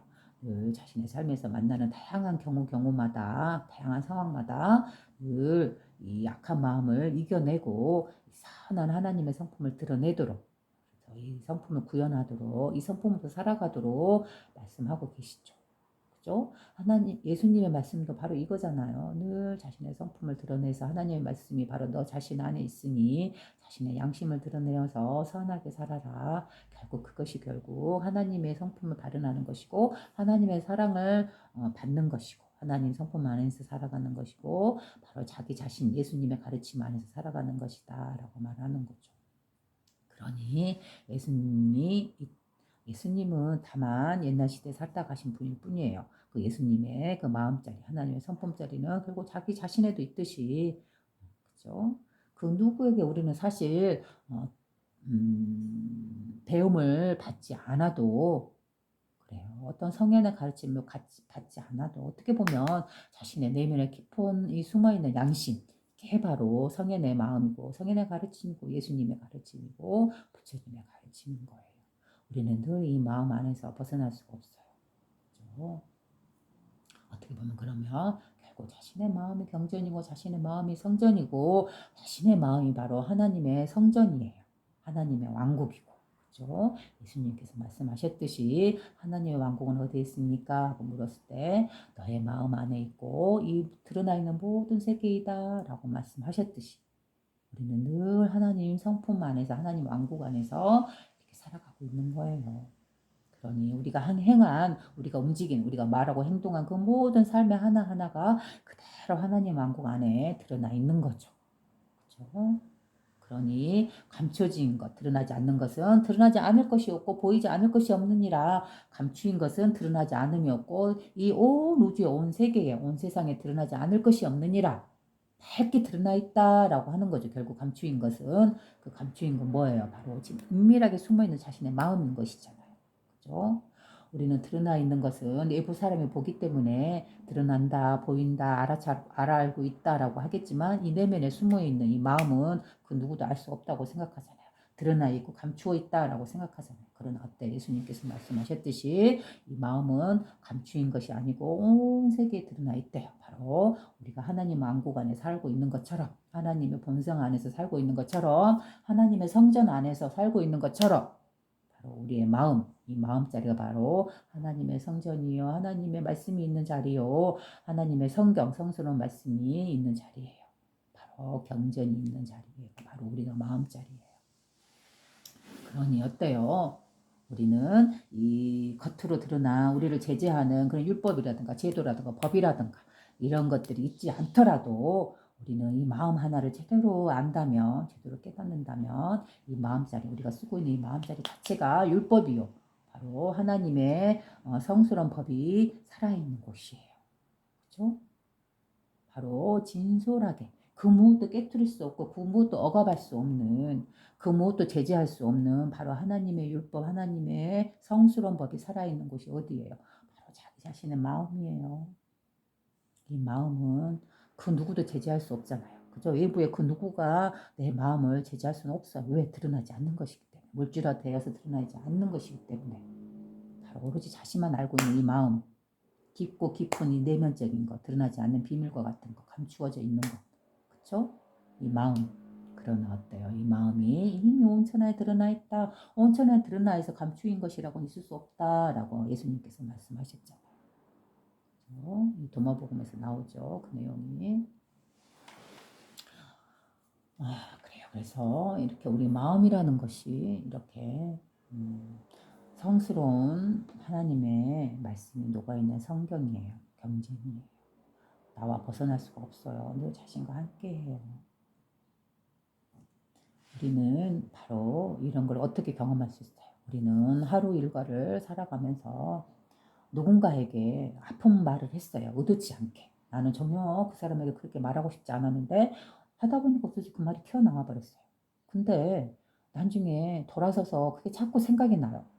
그죠? 우리는 하루를 지나면서 그 오후나 저녁이나 그 뒷날이 되더라도 내가 왜 그 말을 했지? 내가 좀 더 참을 거라고 이런 선한 생각이 일어나잖아요.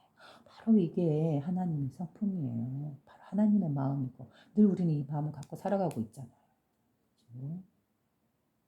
그 누구도 모르더라도 그 외부에 그 누구가 모르더라도 오로지 자기 자신은 자기의 마음을 알고 있잖아요. 그러나 이 마음은 오로지 하나의 마음을 쓰고 있다 했잖아요. 공유하고 있다 했잖아요.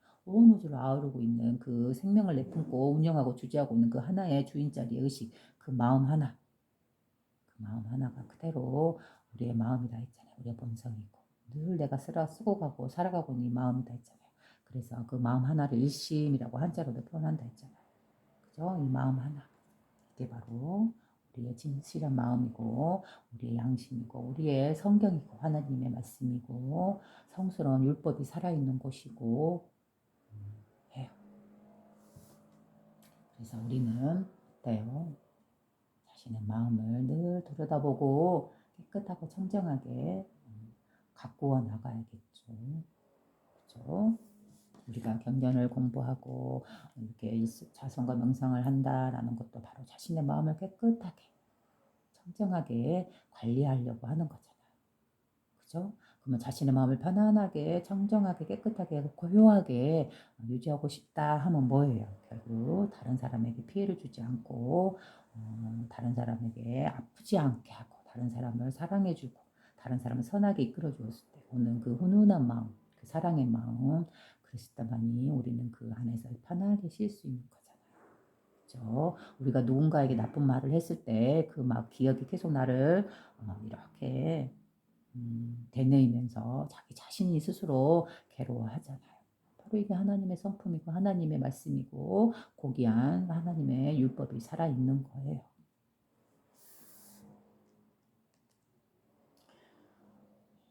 또 연결해서 이러한 연유로 내가 이르노니 한 집의 주인이 한 도적이 오고 있다는 것을 안다면 한 집의 주인이라면 바로 하나님이고 우리의 본성이고 우리 죽음으로서 오는 바로 그 모습이죠. 한 집의 주인이 한 도적이 오고 있다는 것을 안다면 도적이라는 건 뭐예요? 한 도적이라는 것도 여기서 똑같이 본성자를 말하고 있잖아요. 그죠? 바로 우리라는 삶의 이 터전을 앗아가 버리는 때가 되면 죽음이라는 것을 통해서 그 모든 것을 앗아가 버리는 바로 도적. 바로 이렇게 표현한 거죠. 바로 이 근원자리. 그죠? 마음을 내는 이 생명은 바로 이 근원자리, 우리의 마음자리, 도자리, 우리의 본성자리, 하나님의 성품자리, 주인자리, 바로 이 자리가 바로 한 도적이라고 표현한 거예요. 한 집의 주인이요, 한 집의 도적이다라고. 그죠?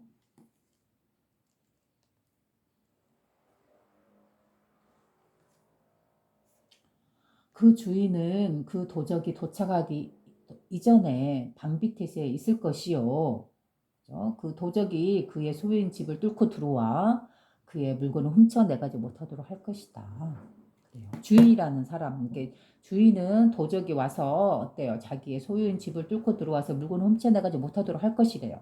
즉 그 말은 뭐예요? 이 주인 의식을 가져야 된다는 거죠. 아예와 같은 그런 의식이 아니라 그죠? 이러한 물질 세계에 갇혀서 자신의 탐욕만을 위해서 이 삶을 살아가는 그런 삶을 버리고 어때 주인 의식을 가지래요. 그래서 주인이란 뭐예요? 바로 하나님의 성품, 하나님의 성품의 주님의 의식. 그죠? 바로 이 자리를 찾아서 어때요? 자신의 집을 뚫고 들어와서 자신이 소유한 것을 훔쳐나가지 못하도록 할 것이다. 자신의 물건을 훔쳐나가지 못하도록 할 것이다. 라고 말씀하는 거죠. 그죠? 여기서 어때요? 훔쳐가지 못하도록 한다. 자신의 소유의 집이라든가 자신의 물건이라 하면 뭐예요? 우리가 아는 이런 물건, 몸이라든가 이런 물질 세계에 있는 이런 물건이라든가 드러나 있는 존재, 이러한 물질적인 것들을 말하는 게 아니죠.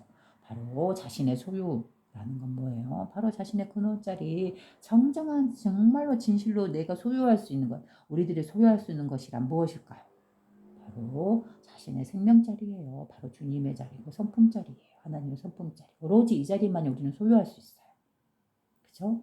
바로 이 소유, 진실한 소유의 자리는 바로 있음이라는 이 태초의 의식 하나, 바로 있음이라는 이 존재 의식 하나, 청정한 의식 하나, 바로 이것만 우리는 영원히 소유할 수 있는 거예요. 진정한 나의 소유예요. 바로 이 자리는 만물을 피워내는 자리고 만물을 창조하는 자리잖아요. 그죠? 바로 하나님의 자리요. 하나님의 성품 자리잖아요. 바로 만물을 굴리는 주인이기 때문에 바로 주님의 자리고. 그죠? 오로지 이 의식 하나, 있음이라는 의식 하나, 이게 바로 이 의식이 만물을 길러내고 만물을 소유해요. 그 만물을 운영시키고 만물을 아우르고 있어요. 자신의 품 안에 품고 있어요. 그렇기 때문에 이 만물은, 모든 생명은, 태어난 자연은, 모든 우주는 바로 이 있음이라는 이 사람의 이자의 진정한 소유물인 거예요. 우리 것이 아니에요. 우리 개체 인간의 것이 아니에요. 우리는 다만 그것을 100년이라는 시간 동안 잠시 누리는 것 뿐이에요. 그죠? 잠시 누리고 즐길 뿐이지 그것을 우리가 영원히 소유할 수는 없어요. 모든 태어난 것들은 생로병사를 거쳐서 태어나서 늙고 죽음을 통해서 다시 나온 자리로 되돌아갈 수밖에 없어요. 바로 그 나온 자리 내뿜고 관리하고 운영하고 주재하고 결국은 다시 돌이키는 거두어들이는 바로 이 주인, 정말로 진정한 소유자, 바로 그 자리, 있음이라는 의식 하나의 자리, 청정한 자리. 이가 바로 진정한 자기 자신이라 했잖아. 바로 우리 자신인 자리라 했잖아요. 그죠? 오로지 이 있음이라는 이 자리 하나만이 그 모든 것들을 영원히 소유할 수 있는 거예요. 오로지 이 있음이라는 의식에서 태어나고 굴리고 다시 있음이라는 의식이 다시 되돌려 드리기 때문에 그죠? 오로지 이 있음이라는 의식 하나만의 진정한 소유물인 것들이에요. 이 드러난 모든 것들은 우리의 몸도 이 생명들도 자연도 우주물들도 그 모든 행성과 달과 은하와 그 모든 별들이 다 이 구름과 해와 나무와 꽃과 심지어 이 작은 티끌 같은 먼지 하나도 우리의 소유일 수 없어요. 오로지 있음이라는 이 청정한 하나님의 성품의 의식 본성자리 이 자만의 소유물인 거예요. 그러면 우리는 어때요? 너무 비참하게 느껴지잖아요. 그런데 우리 자신은 진정한 모습은 뭐다 있어요? 바로 있음이라 했잖아요. 이 있음이라는 의식 하나. 그죠? 바로 여러분들도 나 누구야 하고 이름 부르면 돌아보잖아요. 근데 자기 자신을 볼 때 너 어디 있니? 그럼 나 여기 있어 라고 하잖아요. 그죠? 나는 여기에 있어. 바로 나라고 하는 이 의식. 그 나라는 의식은 그 있음이라는 의식은 이 객체 안에 갇힌 나라는 객체 안에 갇힌 나가 아니라 바로 진실한 자신을 말하는 거예요. 바로 진실한 자신인 나라고 여기는 지금 우리가 생각하고 있는 이 나야 나 여기 있어 하는 그 나라는 의식은 누구나 공통으로 갖고 있잖아요. 그죠? 따로따로 떨어진 개별적인 나가 아니잖아요. 모두가 다 누구야 너 어디 있니? 그럼 나 여기 있어 하고 표현을 하잖아요. 나 여기 있어 여기 있음이라는 그 첫째 의식 첫 번째 의식. 그죠? 나라는 객체 안에 갇혀서 두 번째 해석에 떨어뜨려서 나는 전라남도 우리 세계 지구에서 우리 한국이란 나라에 있고 그 중에서도 전라남도 어디에 있는 누구야? 라는 이런 객체, 나라는 객체에 갇힌 나가 아니라 온 우주의 전체, 온 우주의 오로지 하나의 의식으로서 통합해서 그 모든 것들을 굴리고 있는 하나의 의식 하나. 바로 그 자신도 나라고 했잖아요. 우리가 여기서 나 여기 있어 라는 그 의식이라고 했잖아요. 바로 나라는 의식은 나라는 객체 안에 갇혀있는 작은 나도 있지만 나라는 객체를 벗어나서 큰 우주를 아우르고 있는 그 의식 하나에 있음이라는 그 의식, 큰 의식과 동시성으로서 존재하고 있어요. 이 큰 의식, 나라는 큰 의식이 바로 나라는 객체 안에 그대로 들어와 있어요. 바로 나의 마음으로서, 본성으로서. 그래서 이 둘은 나와 이 온 우주는 서로 떨어진 존재가 아니에요. 분리된 존재가 아니고 오로지 하나의 있음이라는 의식 안에서 서로 소통, 관통되면서 동시성으로 존재하고 있다 했잖아요. 그래서 나라는 존재는 동시성으로 존재하고 있어요. 이 커다란 나와 나란 객체 안에 갇힌 나가 서로 동시성으로서 하나예요. 하나의 의식으로서 운영되고 있는 거예요.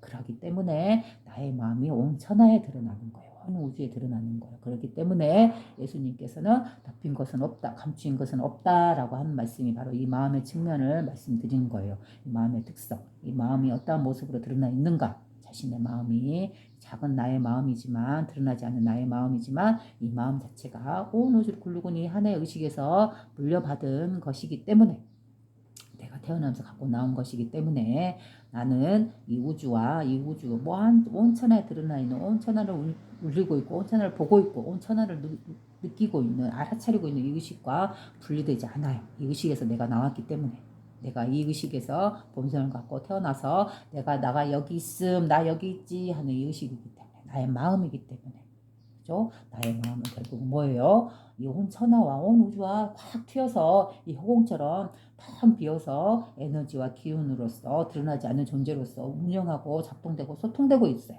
그 말 그대로 하나로서 통해 있어요. 관통하고 있어요. 이 빈 허공처럼 확 튀어 있는 거예요. 그렇기 때문에 우리가 마음 쓰임 하나하나 마음 일으키면 하나하나가 그대로 온 우주에 드러나는 거예요. 아주 청정하고 깨끗하게 바로 드러나요. 우리가 마치 이 하나의 영화를 보든지 하나의 영상을 보든지 그런 것처럼 이 하나의 의식 안에 모두가 저장이 돼요. 그대로 다 보고 있어요. 느끼고 있어요. 알아차리고 있어요. 무엇과 같이? 바로 나와 같이 내가 이렇게 보고 느끼고 알아차리고 있는 것처럼 똑같이. 그죠? 그렇다 해서 이 알아차리고 느끼고 있는 자가 우리 인간처럼 이렇게 형상을 갖고 있고 몸을 갖고 있으면서 어느 차원의 다른 세계, 어느 하늘에 있다라고 보면 안 된다 했잖아요. 이건 어디까지나 알아차리는 자라는 거, 이 주인의식, 하나의 의식이라는 거는 물질이 아니고 형상이 아니고 이런 몸이 아니다 했잖아요. 그죠? 오로지 이 텅빈 허공과 같이 깨어있는 이런 의식이에요. 그죠? 바로 그걸 줄여서 더 간단하게 우리의 정신이요, 우리의 마음이요, 우리의 영혼이라고 하는 거예요. 분명 우리의 몸과 마음은 물질로 드러내는 존재가 아니잖아요. 드러나지 않는 거지만 분명히 존재하잖아요. 우리의 마음이라는 거. 바로 이와 같아요. 그죠? 그 주인은 도적이 도착하기 전에 방비태세에 있을 것이요. 그 도적이 그의 소유인 집을 뚫고 들어와 그의 물건을 훔쳐나가지 못하도록 할 것이다. 즉 자신의 주인이 되어 자신의 주인자리, 자신의 본성자리에 있게 되면 어때요? 이 몸은 잠시 쓰고 버리는 옷과 같은 것이기 때문에 진정한 내 것이 아니죠. 진정한 자신의 것, 진정한 소유는 바로 있음이라는 의식이에요. 이 의식에 머무르게 되면 그 모든 온 우주가 바로 자기 자신이 드러난 것이고 자신의 몸이고 자신의 것이 이렇게 물질화되어서 나타나 있는 거예요. 그죠? 그렇기 때문에 이 있음이라는 의식, 본성자리는 어때요? 그 모든 것을 아우르고 소유하고 있으나 정작 그 자신은 청정한 의식으로서, 에너지로서, 마음으로서, 정신, 영혼으로서 이렇게 존재하고 있어요. 이 있음이라는 의식이 진정한 주인이요, 진정한 소유자예요. 그죠? 바로 우리는 이 있음이라는 의식에서 나왔고 다시 있음이라는 의식으로 되돌아가기 때문에 어때요? 우리는 이 주인자리, 이 자리에 있으면 그 모든 도적들이 오더라도 잃는 것이 없겠죠. 그죠? 이 몸이 나다라고 생각하는 사람은 이 몸이 죽는 순간 어때요? 자신의 몸을 그 도적이 왔을 때, 즉 주인공이 왔을 때 잃어버리겠죠. 주인이 왔을 때. 그러나 내가 주인 자리에 있을 때는 어때요? 그 모든 것들이 오고 가더라도 내 몸이 수만 번 태어나고 죽더라도 어때요? 나는 이 있음이라는 의식에 그대로 있기 때문에 자기 자신을 잃을 일이 없겠죠. 잊어먹을 일도 없고 잃을 일도 없겠죠. 그죠? 있음이라는 의식 하나는 어때요? 오고 가는 게 없다 했잖아요. 물질은 오고 가나 몸은 오고 가나 이 의식 정신은 오로지 있음이라는 이 자리에 늘 그대로 여여부동하게 움직임 없이 그대로 존재하고 있으니까요. 이거는 절대 잃어버릴 수가 없겠죠. 어떤 도둑이 오더라도 훔쳐내갈 수 없고 어떠한 악한 사람이 오더라도 이거를 훔쳐갈 수도 없고 어떠한 권위자가 어떠한 탐욕적인 사람이 어떠한 힘을 가진 사람이 이거를 훔쳐갈 수 없어요. 왜? 물질이 아니니까. 그렇죠? 뺏어갈 수도 없어요. 또 누군가가 이렇게 칼로 아무리 벤다 한들 단지 이 허공을 베는 것과 같기 때문에 어떠한 영향력도 깨칠 수가 없는 거예요. 그렇죠? 그래서 어때요? 대단한 힘이요, 대단한 권능이요, 위대한 힘이요, 위대한 권능의 자리잖아요. 그죠? 바로 하나님의 능력이 바로 이와 같고 하나님의 성품이 바로 이와 같은 거예요. 그 누구도 빼앗을 수 없고 그 누구도 파괴할 수 없고 그 누구도 물들일 수 없고 더럽힐 수 없고 그 누구도 같이 할 수 없고 그 누구도 빼앗아 갈 수 없고 어떤 도적이 오더라도 가져갈 수 없어요. 그 누구도 해악을 끼칠 수가 없어요. 이 주인공의 자리, 주인의 자리, 하나님의 성품 자리에 있으면 잃을 것이 없어요. 그죠?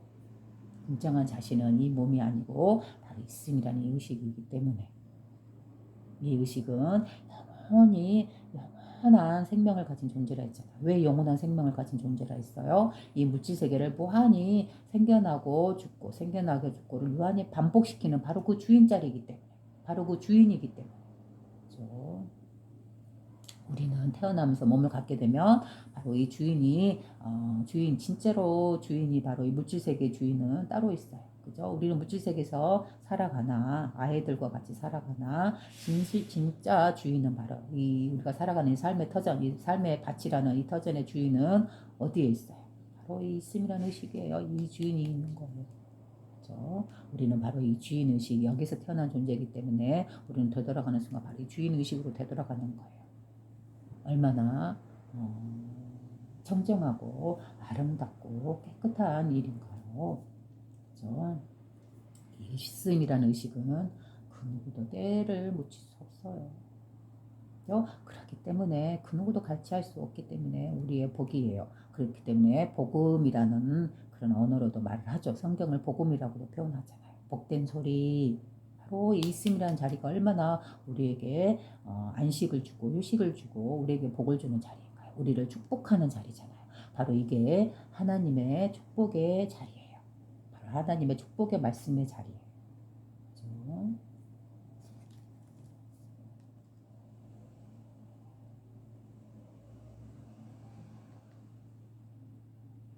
그 주인은 도적이 이전에 반비태세에 있을 것이요 그 도적이 그의 소유인 집을 뚫고 들어와 그의 물건을 훔쳐내가지 못하도록 할 것이다. 그죠? 그렇다면 너희들이야말로 이 세상에 대하여 방비태세에 있으라.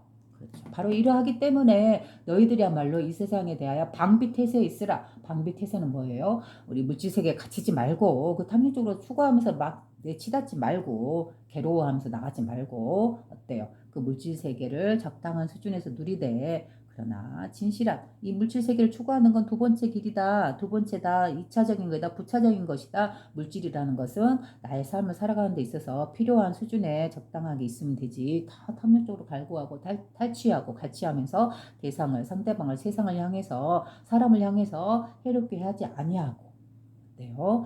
적당한 수준에서 내가 삶을 살아가는 데에서 전혀 불편함을 느끼지 않는 두 번째 수준에 내려놓고 가장 첫 번째 정말 중요한 거는 뭐예요? 우리가 추구하고 찾아야 되고 가져야 하고 소유해야 하는 거 정말로 우리가 소유해야 하는 거는 바로 우리의 자리 바로 이 범성 자리를 깨닫는 거예요. 그죠? 그렇지만 이 자리는 어때요? 우리가 잃어버린 건 아니잖아요. 그죠? 늘 쓰고 있기 때문에 늘 우리는 이 안에 살아가고 있기 때문에 바로 진실로 자신들이 원해야 하는 정말로 자신들이 소유해야 하는 정말로 자신들이 찾아야 하는 이 세상에 나온 이상 몸을 갖고 태어난 이유는 바로 이 자리를 찾기 위해서다라는 걸 깨닫는 거. 그죠? 그래서 이 자리에 있을 때만이 우리는 방비태세에 있을 수 있는 거죠. 바로 다양한 일들 우리가 삶을 통해서 일어나는 다양한 감각적인 그러한 일들에 의해서 또는 사람들에 의해서 경험하게 되는 그런 다양한 일들에 휘둘려 가지 않고 그죠? 나의 감정과 나의 탐욕과 나의 이기심을 위해서 상대방을 가치하고 착취하는 억누르고 빼앗고 죽이는 이러한 삶들에 물들지 않고 그것들을 벗어나서 늘 이 하나님의 성품 안에 청정한 성품 안에 빛의 성품 안에 머무르면서 살아가는 것 그런 것이 바로 방비태세죠. 여기에 있어라 이 자리에 있어라 라는 거죠.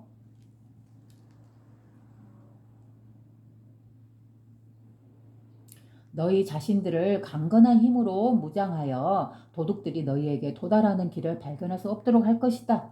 도둑들이라는 건 뭐예요? 도둑들이 우리에게 도달한다라는 것은 뭐예요? 바로 이 도둑이라는 우리의 몸을 금방 훔쳐가는 이 물질세계의 특징이잖아요. 그죠? 이 물질세계의 특정, 이 몸만을 위해서 잠시 있다가 벗는 유혹과 같은 이러한 존재일 뿐인데 이 몸을 위해서, 이 잠깐 한순간의 몸을 위해서 어때요? 다양한 우리는 악한 행위들을 하면서 이 몸의 즐거움을 추구하고, 그죠? 나의 욕심을 채우려고 하는 그런 삶을 살아가고 있죠.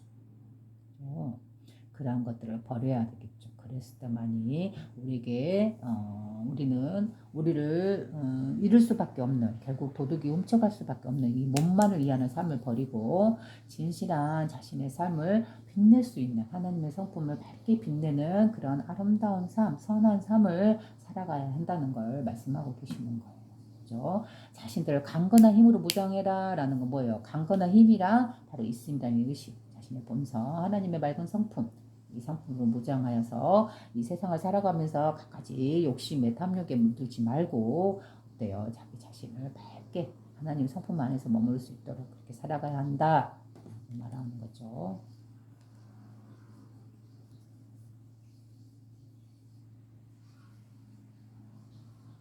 왜냐하면 너희가 기대하는 환난이 결국 닥치고야 말 것이기 때문이다.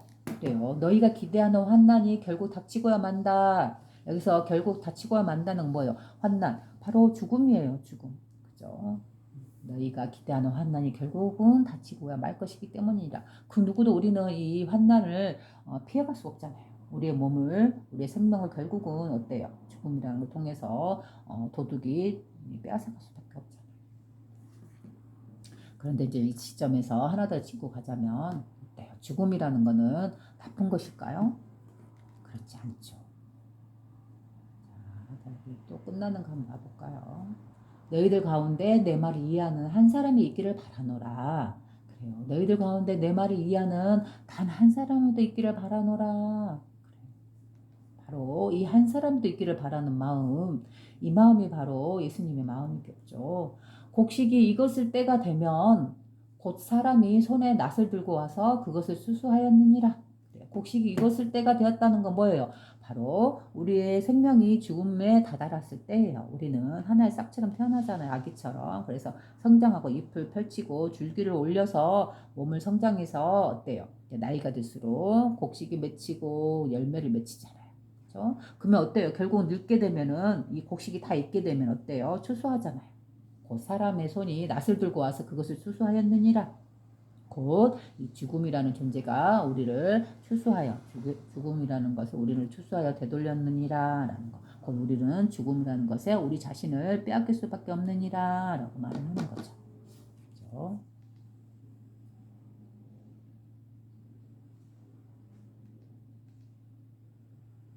들을 귀가 있는 자들이여 누구든지 들어라.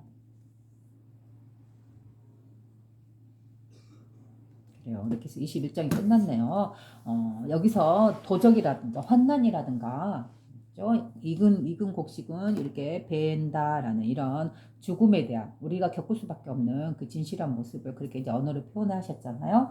그런데 또 이렇게 죽음에 대해서 또 이면적인 다른 모습을 볼 줄 알아야 돼요. 우리가 살아가는 이 세상은 삶과 죽음이 공존하고 있는 세상이라고 했잖아요. 그죠? 이 현상계는 삶과 죽음이 공존하고 있는 모습이에요.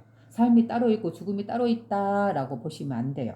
죽어서 우리가 되돌아가는 세계가 따로 있다거나 어떤 차원이 따로 있다라고 보는 이런 삶과 죽음이 분리되어 있는 상태가 아니에요. 우리는 오로지 살아가고 있는 이 현상계가 삶이라는 모습과 죽음이라는 것이 같이 공존해 있는 현상계예요. 그렇기 때문에 죽음이라는 것은 무엇일까요? 도적이요, 환난이요. 결국 우리가 빼앗길 수밖에 없는 이 죽음, 이 몸을 빼앗길 수밖에 없는 죽음이란 것은 무엇일까요? 부정적이고 나쁜 것일까요? 그렇지 않아요. 죽음이란 뭐예요? 다시 자신의 근원, 내가 나온 자리로 되돌아가는 거예요.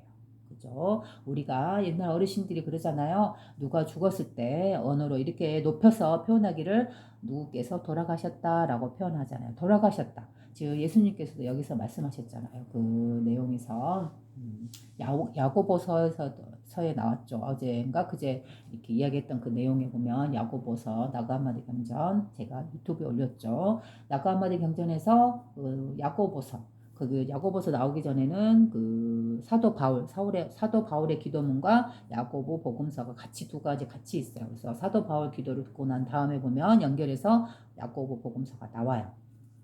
제가 해석했던 거 올려놨으니까 한번 보세요. 근데 그 야고보 복음서에서 나왔듯이 예수님께서 십자가에 못 박힌 뒤로 어때요?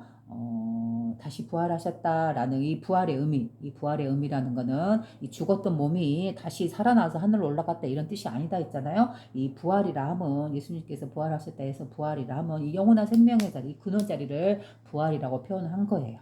즉 예수님께서 못 박히고 죽음으로써 이 몸은 땅에 묻히고 흙으로 돌아갔으나 그를 움직였던 이 영혼, 마음은 다시 근원의 자리, 이 생명의 자리로 되돌아왔다라고 말씀하시는 거예요. 그죠? 우리는 하나님이 만물을 창조했잖아요. 우리의 생명도 창조하고 그리고 이 하나님의 성품, 주인공이 주님이 만물을 울리고 균형하고 움직이다가 경영하다가 다시 그 모든 만물을 스스로 또 거두어 드리잖아요. 이 거두어 드리는 측면이 바로 죽음이죠. 죽음. 왜냐하면 드러나서 생명으로 드러난 존재, 움직이고 있는 존재는 삶이요. 이것이 다시 되돌아가는 근원의 자리로 되돌아갔을 때는 죽음이라고 표현하잖아요. 그런데 이 죽음으로서 되돌아가는 이 근원 자리가 결국은 뭐예요? 생명이 나오는 자리잖아요. 그죠? 이 근원이란 생명과 죽음이 동시성으로 있는 거죠. 그죠? 그러면 이 근원이라는 것은 따로 있는 게 아니잖아요. 바로 우리가 살아가는 이곳이잖아요. 이곳에서 우리는 삶을 통해서 살아가고 있잖아요. 바로 이 생명이 우리란 생명이 드러나서 살아가고 있잖아요. 만물의 모든 생명이 드러나서 살아가고 있는 이 세계 현상계잖아요. 그러면 이 현상이 펼쳐져 있는 것 바로 어디예요? 바로 여기잖아요. 이곳이잖아요. 그죠? 근원의 자리가 바로 여기예요. 이곳이고 자신이 살아가고 있는 이곳이에요. 이 지구요. 이 지구를 중심으로 하는 우리의 은하요. 또 우리 은하들과 같이 모든 은하들이 펼쳐져 있는 이 우주요.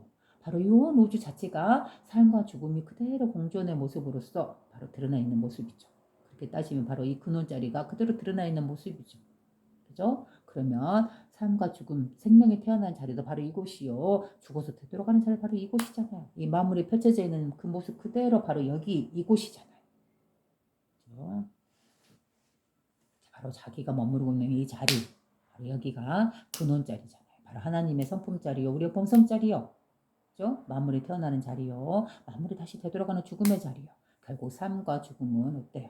분리될 수가 없고 오로지 이 현상계 모습처럼 진솔하게 바로 이곳에서, 바로 여기에서, 바로 이 온 우주에서 그대로 드러나 있는 거잖아요. 그렇기 때문에 죽음이라는 거는 그렇게 두려워하거나 나쁜 거나 우리가 피해야 되는 그런 게 아니에요. 그죠? 태어난 모든 것은 과정을 통해 거쳐서 살아가다가 결국은 그 다시 자신의 자리, 돌아온 자리, 나왔던 자리로 되돌아가는 거잖아요. 돌아가는 거잖아요. 그죠? 어떻게 보면 자신의 고향이요, 어머니의 품이잖아요. 그죠? 우주 어머니의 품으로 다시 되돌아가는 거잖아요. 우리를 태어나고 기르게 했던 그 우주 어머니가 다시 우리를 거두어들이고 우주 어머니의 품으로 되돌아가는 거예요. 우주 어머니란 바로 아버지의 성품자리를 말하는 거예요. 바로 이 우주의 성품은 바로 근원의식, 모든 것을 아우르는 청정한 하나의 의식은 하나의 면은 아버지의 성품이요, 또 다른 면은 어머니의 성품이다 했잖아요. 아버지의 성품 자리는 어떤 요동이 없는, 어떤 움직임이 없는 근원의 청정한 자리, 오고감이 없는 자리다라면 바로 이 자리에서 만물이 태어났듯이, 태어나서 기르고 꽃 피우고 커나가듯이 열매 맺듯이 바로 이 만물을 기르는 성품, 바로 낳고 기르는 성품, 바로 이게 어머니의 성품과 여성성이잖아요. 그 여성성이 바로 우주의 어머니의 성품이다 해서 항시 이 우주는 아버지의 성품과 어머니의 성품이 동시성으로 존재하고 있어요. 공존하고 있죠. 바로 이 부분에서 우주의 아버지, 즉 하나님 아버지라는 거고, 또 여기에서 만물이 태어나서 이 만물을 기르고 낳고 기르는 이 성품이 있기 때문에 바로 이걸 우주의 어머니의 성품이라 하고, 또 이걸 우주의 어머니라고도 표현하는 거예요. 그래서 이 진리의 자리, 있음의 자리는 아버지의 남성성과 어머니의 여성성이 동시에 있어요. 그죠? 바로 아버지의 성품과 어머니의 성품을 그대로 이 만물에 녹아져 있는 거죠. 바로 우리의 자신에게도 녹아져 있는 거죠. 그죠? 바로 우리의 본성이기 때문에. 그래서 아버지와 어머니는 둘이 아니에요. 바로 하나의 성품을 그렇게 빗대어서 은유적으로 표현한 것일 뿐이에요. 바로 이 하나의 성품 안에 다 녹아 있는 거죠. 그래서 어때요? 죽음이란 거는 그렇게 두려워할 것이 없어요. 그죠? 그래서 아마 그 장자인가요? 장자가 자신의 부인이 죽었을 때 어때요? 막 이렇게 악기를 두드리면서 무슨 소리 나는 악기를 두드리면서 즐거워했다라는 말이 있잖아요. 그죠? 이런 맥락을 보면 어때요? 죽음이라는 것은 비통하고 아프고 슬프고 어둡고 이렇게 받아들이지 않고 자신의 근원, 자신의 어머니, 우주의 어머니 품으로 자신 나온 자리로 그 청정한 의식, 바로 환하게 빛나고 있는 빛의 의식으로 다시 되돌아가는 거잖아요. 그죠? 다시 생명의 자리로 되돌아가는 거잖아요. 만물을 창조시키는 바로 근원 자리이기 때문에. 그죠? 그럼 다시 죽음이라는 건 어때요? 이 물질을 버리고 이 몸을 버리고 비록 이 세상에는 드러나지 않으나 진정한 생명의 자리, 자신의 근원 자리로 되돌아가는 것이기 때문에 결코 죽음이라고 부르지도 않는 거고 바로 부활했다, 바로 부활이다라고 말을 하는 거예요. 그래서 예수님이 부활하셨다 함은 바로 이 근원 자리로 되돌아가는 거예요. 바로 영원한 생명의 자리로 되돌아가는 것이죠.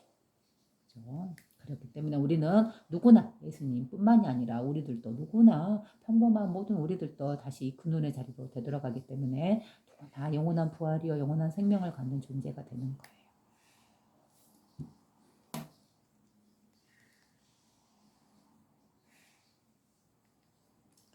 그래서 죽음이라는 것을 우리는 그렇게 두려워하거나 어둡게 보거나 슬퍼하거나 울어야 하는, 고통스러워하는, 비통해하는 그런 경험이 아니다라는 것을 말씀드리네요.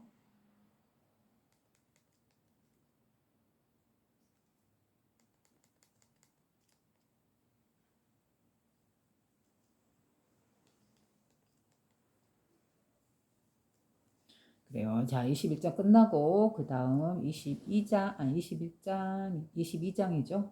22장 들어갑니다. 예수께서 몇 아기들이 젖을 빨고 있는 것을 보시었다. 예수께서 그에 따르는 자들에게 이르시되 이 젖을 빨고 있는 아기들이야말로 나라에 들어가는 자들과 같나니라. 나라라는 건 뭐예요? 천국이죠. 천국에 들어가는 자들과 같나니라.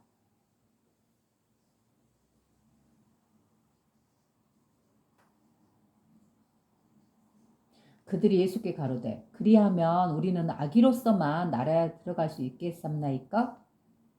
라고 물었네요.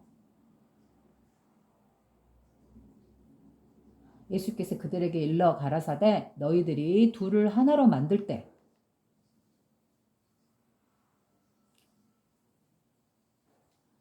그리고 너희들이 속을 겉과 같이 만들고 또 겉을 속과 같이 만들고 또 위를 아래와 같이 만들 때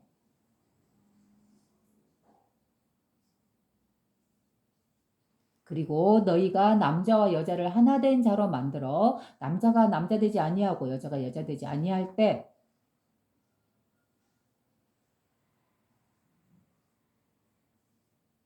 그리고 너희가 눈 있는 자리에 눈을 만들고 손 있는 자리에 손을 만들고 발 있는 자리에 발을 만들고 모습 있는 자리에 모습을 만들 때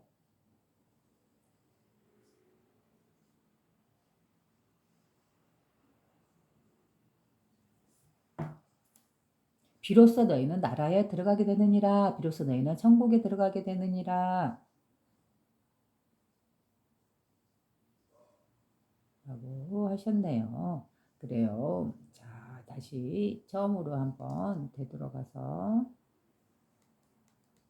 보겠습니다.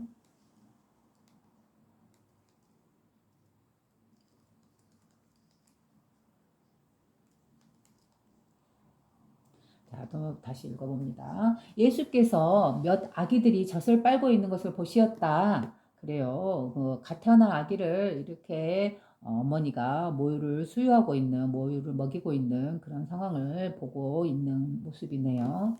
예수께서 몇 아기들이 젖을 빨고 있는 것을 보시었다. 예수께서 그에 따르는 자들에게 이르시되 제자들에게 말하되 이 젖을 빨고 있는 아기들이야말로 나라에 들어가는 자들과 같나니라. 그래요. 제가 예전에 말씀드렸던 그 말과 똑같은 거잖아요. 갓 태어난 아기는 어머니의 모유를 쭉쭉쭉 빨고 있는 그 천진난만한 아기는 어때요? 그의 시선, 그의 마음으로 세상을 한번 봐보세요. 우리가처럼 이렇게 이미 성인이 되어서 알 거 다 알고 뭔가 지식에 찌들어서 물들어 있는 이러한 의식이 아니라 갓 태어난 아기가 엄마의 젖을 쭉쭉쭉 빨고 있어요. 그러나 눈은 용용하게 뜨고 있기 때문에 보고 있고 느끼고 있고 듣고 있고 알아차리고 있잖아요. 그죠? 그런데 그의 마음속에는 어때요? 어떠한 지식, 어떠한 인간의 때라든가 어떠한 개념, 틀, 그죠? 이러한 진리라든가 법이라든가 뭐 주님이라든가 종교라든가 이런 것들이 다 없잖아요. 모두가 튕겨져 나가고 오로지 깨끗한 의식, 순수한 의식 하나일 뿐으로 어머니를 바라보고 젖을 빨고 있고 이 세상을 보고 있고 그다음 주위에 보이는 것을 보고 그다음 나는 소리를 듣고 있어요. 그죠? 바로 이 청정하고 때묻지 않은 의식, 있음이라는 오로지 내가 여기서 있음으로써 아무런 개념 없이 해석 없이 재해석 없이 느끼고 알아차리고 있는 이 의식 이게 바로 하나님의 성품이다라고 말씀하시는 거예요. 그런 성품으로 내가 이 삶을 바라볼 수 있을 때야말로 그 자가 천국에 들어가느니라 라고 하는 거예요. 결국 천국이란 어때요? 따로 어느 세계에 어느 하늘나라에 있는 게 아니잖아요. 죽음으로써 가는 그러한 것이 아니잖아요. 그죠? 뭐예요? 바로 이런 천진난만한 아기의 청정한 그러한 의식으로서 내가 이 삶을 바라보고 살아갈 수 있을 때 그러할 때만이 그 모든 세상에 즉 자기가 살아가고 있는 그곳이 바로 천국이 된다라고 말씀하시는 거예요. 그래요. 바로 이 청정한 의식 하나, 그죠? 아기가 모유를 빨고 아주 기쁘게 빨면서 영롱한 눈빛으로 아무런 개념의 틀에 상에 때에 물들지 않는 그 세상으로 이 세상을 보고 있어요. 그럼 누군가가 어디서 뭔 소리가 탁 들렸어요. 그러면 그 소리에 대해서 이 아기는 두 번째 해석이 떨어질까요? 떨어지지 않겠죠. 우리 사람 같으면 바깥에서 공사 소리가 들려요. 그러면 어때요? 정말 듣기 싫다, 짜증난다. 이러고 두 번째 해석에 우리는 떨어지잖아요. 그죠? 근데 이 아기가 어머니 모유를 빨고 있으면서 천진난만한 눈방울을 굴리면서 바깥의 소리를 느끼고 있어요. 분명히 아기도 귀가 열려있기 때문에 들리잖아요. 그죠? 그러면 어때요? 바깥에서 공사가 시작돼. 오르르릉 하고 공사가 시작돼. 그럼 이 아기는 그 소리를 듣고 짜증나 공사 소리네. 하면서 듣기 싫어. 이런 생각을 가질까요? 오히려 눈을 다 동그랗게 뜨면서 너무 신기한 눈으로 호감 어린 눈으로 그 소리를 경험하고 있잖아요. 그죠? 재해석하지 않잖아요. 우리가 공사 소리는 나쁜 거야, 시끄러운 거야, 피할 소리야 이렇게 이미 우리는 개념 지어져 있고 그 틀에 갇혀 있잖아요. 그러면서 그 개념과 틀에 의해서 우리는 그 소리를 공사 소리를 피하고 싶고 거부하고 싶고 그래서 결국은 그 소리를 안 듣기 위해서 남과 싸우기까지 하잖아요. 그런데 이 아기가 영롱한 아기가 젖을 빨다가 이 공사 소리를 들었어요. 우르르 하는 소리를. 그럼 그 아기는 어때요? 있는 그대로 을 받아들이고 수용하면서 어떤 해석이나 제 개념하지 않고 때묻지 않고 어떤 때도 묻히지 않고 그저 들을 뿐이에요. 느끼고 있을 뿐이에요. 오히려 소리가 크니까 눈이 더 동그래지면서 호기심 어린 마음으로 느끼고 있을 뿐이겠죠. 그죠? 바로 이 좋다 싫다라는 해석이 없다는 이 의식 하나, 바로 이 청정한 아기와 같은 의식 하나, 이게 하나님의 성품이고 하나님의 눈이고 하나님의 의식이에요. 바로 이 의식이 우리의 본성이에요. 우리가 원래 타고난 본성. 그런데 우리는 삶을 통해서 어때요? 아기로 태어나서 다양한 교육을 받고 다양한 개념이나 지식을 우리가 습득하고 그래서 그러한 상을 우리가 스스로 갖고 내잖아요. 그죠? 하나님이 결코 시키지 않았잖아요. 우리 인간 스스로 만들어낸 개념이고 틀이고 지식이잖아요. 그 안에 우리는 스스로 갇히게 되면서 그걸 배움으로 인해서 그 안에 갇히게 되잖아요. 그죠? 그러면서 이것은 좋은 거야. 이거는 나쁜 거야. 이거는 선한가, 이건 악한 거야. 이건 귀한가, 이건 천한가, 이건 좋은 거야, 나쁜 거야. 수많은 개념들을 언어들로서 우리는 만들어내잖아요. 그리고 그 안에 갇혀서 그와 반대되는 것들은 서로 깨고 부시잖아요. 이게 좋은 거야 하고 하나의 질서를 정해놓으면 그와 상반되는 반대 질서들은 없애려고 하잖아요. 그죠? 싸움도 불사하고 죽이기도 하고 그다음 전쟁까지 일으키면서 수많은 생명들과 싸우잖아요. 투쟁하잖아요. 시끄러워지잖아요. 이 세상이 시끄러워지고 어때요? 너무 무질서가 되고 혼돈의 세계가 되어가는 거잖아요. 바로 그래서 그러한 내용이 있었던 것 같아요. 제가 어디에서 출처를 정확하게 본지는 모르겠지만 읽은 것이 생각이 나요. 바로 하나님이라는 존재가 이 세상에 같이 내려와 있었는데, 같이 살고 있었는데, 인간들이 스스로 거기에다 개념을 다 이름을 붙이고 난 뒤부터서 하나하나에 만들어낸 그 모든 것들이 하나하나 이름을 붙이고 난 다음부터서는 너무 서로 시끄러워졌다. 이 인간 세상이 너무 시끄러워서 하나님이 다시 하늘세계로 올라가 버렸다라는 그러한 내용이 있었어요. 그 말이 바로 이 맥락과 똑같은 말이잖아요. 그죠? 우리 인간 스스로 만들어낸 개념이요, 틀이요, 법이요, 율법이요, 어떠한 지식이요, 진리요, 그 모든 개체들의 이름을 붙여서 그 안에 우리는 파묻혀 있어요. 그 안에 갇혀 있어요. 누가 시키지도 않았는데. 그죠? 누가 시키지도 않았잖아요. 오로지 우리 자신이 우리 인간 스스로 만드는 개념에 의해서 우리는 그 안에 개념 짓고 틀 짓고 그걸 배우고 습득하면서 그 안에 들어가고 그 안에 들어가서 그 안에 갇혀버린 거잖아요.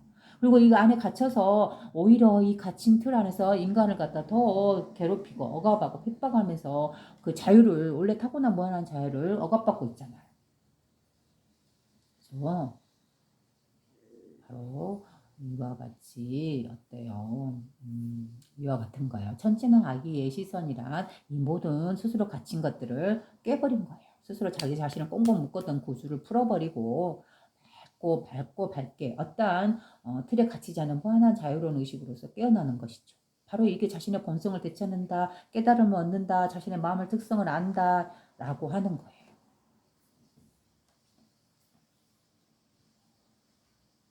그랬을 때 어때요? 자신의 본성을 깨달았을 때만이 어때요? 그 모든 묶임으로부터 해탈하겠죠.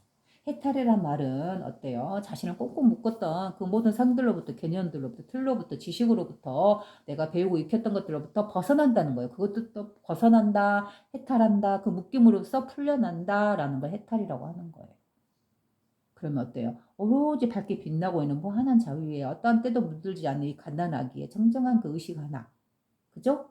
그 모든 것들을 알아차리고 있으나 그 모든 것들을 재해석하지 않는 오로지 느끼고 있는 알아차림, 이 순수한 의식 하나, 오로지 순수하게 어떤 때도 묻지 않는 정정심 하나, 그죠? 맑고 깨끗하면서 고요한 의식 하나, 이 하나만이 오롯이 빛나고 있는 것을 발견할 수 있는 것이죠.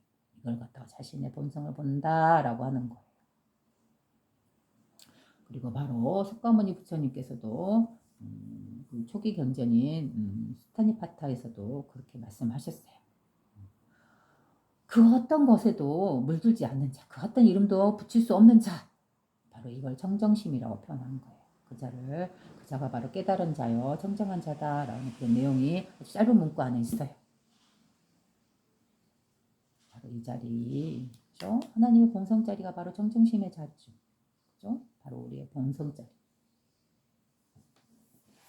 그 본성이란 어렵지 않아요. 바로 젖을 빨고 있는 아기와 같은 그러한 의식 상태, 그런 정신 상태로 우리가 되돌아갔을 때, 그랬을 때만이 그 무한한 그 모든 틀로부터서 해탈하여서 우리는 자유로울 수 있는 거죠. 무한한 그 빛의 청정한 의식, 깨끗한 의식에 머무를 수 있는 것이죠. 바로 그랬을 때 어때요? 그죠? 그랬을 때만이 그가 살아가는 그곳이, 그 삶이 그대로 천국이 되는 거예요. 왜 천국이 될까요? 응? 내 아이에게 우리 누구나 삶을 살아가잖아요. 삶을 살아가면서 어때요? 다양한 경험을 겪게 되잖아요. 다가오는 그 사람들로 인해서 우리는 다양한 경험을 겪게 돼요. 다가오는 그 사람이 선한 영향을 미칠 때 나는 선한 것을 배우고 습득하게 되고, 또 다가오는 그 사람이 나에게 악한 영향을 미칠 때 우리는 악한 것이란 거 어떤 것이구나 하고 배우고 습득하게 되잖아요. 그죠? 그래서 선한 것이 다가올 때는 우리는 행복하다, 기쁘다 하고, 또 악한 것이 다가올 때는 우리는 피하고 싶고 미워하고 증오하잖아요. 그런데 어때요? 이거는 선하다, 악하다 하는 거는 어때요? 두 번째 해석이 떨어진 거잖아요. 우리 인간의 지식에 의해서 때 묻고 물든 거잖아요. 그런데 어때요? 순수한 아기의 의식에, 그 젖을 빨던 아기의 의식으로서 우리가 이 상황을, 우리의 삶을 접한다고 보세요. 그러면 선한 사람도 이 사람은 선하다 생각하지 않고 악한 사람도 악하다고 해석하지 않겠죠. 그죠? 선과 악이 없잖아요. 이 아기의 의식에서는. 그렇기 때문에 내가 겪는 그 일들이 다만 경험일 뿐이에요. 선한 경험도 아니고 악한 경험도 아니에요. 그죠? 경험하고 있을 뿐이에요. 거기에 어떠한 이름이나 해석이나 제 해석을 붙이지 않기 때문에 오로지 경험할 뿐이에요. 선한 것도 그저 경험이고 악한 것도 경험이고 바른 것도 그저 경험이고 부도덕한 것도 그저 경험일 뿐이에요. 그죠? 여기 이 경험에는, 이 느끼고 알아차리고 있는 이 경험에는 선함과 악함이 없는 거예요. 바로 정정한 악의 의식으로 보기 때문에. 그러면 어때요? 그 사람은 선한 일이 다가와서 자기를 들뜨게 하고 행복하고 기쁘게 할 때, 그의 기분을 위로 상기시킬 때 어때요? 그는 그거에 휘말리지 않겠죠. 또 악한 사람이 다가와서, 악한 환경이 다가와서 이 사람을 괴롭히고 나를 힘들게 하고 나를 쓰다리게 하더라도 어때요? 그건 하나의 경험일 뿐이에요. 그저 경험일 뿐이지 그건 악한 것이 아니에요. 그저 그 경험이 그 자신을 물들이지 못해요. 그랬을 때만이 어때요? 그 사람은 평온하고 고요한 삶을 살 수 있겠죠.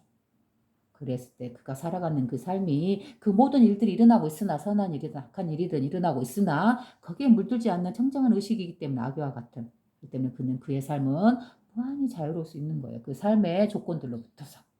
그래서 무한히 자유로울 수 있기 때문에 그는 그의 삶이 그곳이 고요하고 어떠한 영향도 받지 않고 요동치지 않기 때문에 고요하고 평안하고 안식처가 되는 거예요. 그죠? 바로 이렇게 자신의 안식처를 찾아가는 거예요, 우리는. 안식처라 해서 늘 고요하고 늘 밝게 깨어있는 맑고 청명한 그 의식 상태로 우리가 머무를 수 있기를 바라고 원하고 또 그렇게 하기 위해서 노력해야 되는 거예요. 그저 얻어지는 게 아니에요.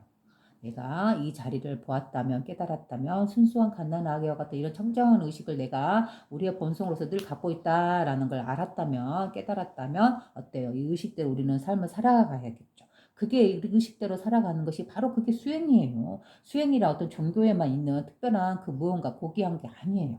자신의 삶을 통해서 이 순수한 아기의 의식과 같이 깨어서 자신에게 다가오는 선한 일이든 악한 일이든 그 모든 일들을 고요하게 흔들림이 없이 안전하게 안식하면서 살아갈 수 있는 거 바로 이게 수행이에요. 우리가 태어나는 이유가 바로 이 수행을 연습하기 위한 거예요. 우리는 다양한 감정을 겪는 거는 어때요? 자신에게 들어오는 다양한 영향들, 그 감정의 회오리에 휘말려 가지 않고 그저 바라보는 이 관찰자 의식, 아기의 순수한 의식으로서 바라보면서 그 모든 다가옴들, 그 모든 일어나는 일들을 텅 빈 이 호공처럼 그저 와서 아무런 나에게 영향을 미치지 않고 가버리는 이 바람처럼, 이 호공처럼 그렇게 자기 자신을 갖고 나가는 것, 그게 바로 수행이에요. 우리가 태어나는 이유는 다양한 경험을 통해서 이렇게 수행해 나가는 거예요. 그렇기 때문에 살아간다 함은 결국은 수행하는 거예요. 수행. 어떤 사람은 인내와 고뇌를 통해서 수행해 나가는 거고 어떤 사람은 탐욕과 탐닉과 그런 거에 취해서 결국은 내가 취하는 것은 여기에 내가 원하는 바는 여기 없구나 하는 걸 깨닫기 위한 그 수행의 과정이에요. 어떠한 삶이든 내가 권위적인 아주 어떤 능력을 갖고 있는 삶이든 그 삶에서도 깨닫는 것이고 또 행복하고 아주 어떠한 괴로움이 없는 그 삶에서도 또 깨닫는 것이고 또 인내와 고뇌와 쓴맛을 보는 그 삶에서도 깨닫는 거예요. 결국 이 삶이라는 거는 깨닫기 위해서 우리는 살아가는 거예요. 우리가 깨닫기 위해서는 조건이 필요한 것 같아요. 어떤 조건일까요? 이 물질 세계의 경험을 우리는 부단히 해야 돼요. 부단히 한 뒤에서야 우리는 그 이면에 숨어 있는 진실한 이 물질 세계에서는 추구할 수 없는 이 몸을 갖고 있는 이 영역에서 누리는 그 기쁨 이면에 있는 또 다른 차원의 좀 더 높은 차원의 아주 깨끗하고 고결한 차원의 그 정신 상태에 이를 수 있는 이 길을 찾아가는 거예요. 우리가 무언가를 원하고 무언가를 바라고 그걸 성취했을 때, 그 성취했을 때 그 기쁨은 어떻게 보면 잠시적인 거잖아요. 그죠? 우리가 원했던 것을 성취하고 나면 그 뒤에는 그 무언가를 원할 것 같지 않잖아요. 그런데 어때요? 우리가 살아가 봐서 알듯이 하나를 이루고 나면 그 다음 위에 단계 목표가 생기고 또 두 번째 목표를 이루고 나면 어때요? 세 번째 목표가 생겨요. 이렇게 계속 우리는 계속 추구할 수밖에 없는 이러한 물질적인 특성을 갖고 있잖아요. 왜? 이 몸을 갖고 태어난 이상, 이 물질계에 나온 이상, 우리는 무한한 소유욕에 목말라서 자꾸 목표를 향해 갈 수밖에 없다 했잖아요. 이게 진리의 한쪽의 측면이다 했잖아요. 그죠? 그래서 이 모습이 나쁘다는 게 아니고 진리성은 항시 동시성이다 라고 했잖아요. 이 동시성에서 한쪽의 측면이 바로 이 소유욕. 무한히 추구하는 이 소유욕. 그죠? 그런데 어때요? 이 소유욕을 추구하고 있는 한에는 우리는 진실한 휴식을 취할 수 없는 거예요. 우리가 자성과 명상을 통해서 마음 공부를 통해서 얻고자 하는 그것이 바로 뭐예요? 자기의 마음을 쉬는 거잖아요. 그렇죠? 우리가 경전을 통해서 배우는 건 뭘까요? 바로 자신의 마음의 특성을 깨닫고 그 마음을 다스림을 통해서 마음의 휴식을 취하기 위해서 우리는 경전을 공부하는 거예요. 그저 지식으로서 배우고 끝나는 게 아니겠죠. 그렇죠? 자신의 삶에서 녹아낼 수 있는 이러한 지혜를 얻는 거, 이러한 삶을 통해서 자신의 삶을 수행해 나가는 거, 닦아 나가는 거, 그렇죠? 이러한 것이 바로 우리 삶을 통해서 배우는 거고 또 경전을 통해서 배우는 거죠. 바로 지혜를, 삶의 지혜를 어떻게 살아가야 되는지.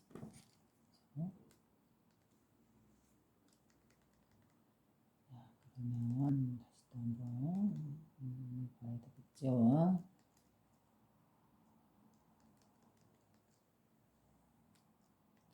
예수께서 그에 따르는 자들에게 이르시되 이 젖을 빨고 있는 아기들이야말로 나라에 들어가는 자들이니라 천국에 들어가는 자들이니라 바로 자신의 마음을 쉴 수 있는 안식을 얻을 수 있는 자들이니라 라고 말을 하는 거죠. 천국이라는 거는 바로 어디 세계에 따로 있는 게 아니에요. 바로 자신의 삶에서 자기가 마음을 편안히 쉴 수 있는, 그죠? 편안하게 삶을 즐길 수 있는 이런 걸 말하는 것이죠. 결국은 자기 자신의 마음을 닫고 수용하고 인내하면서 이 하나님의 자신의 본성을 되찾아가는 그런 삶을 살 때, 그럴 때만이 그런 천국에 머무른다라고 할 수 있는 거죠.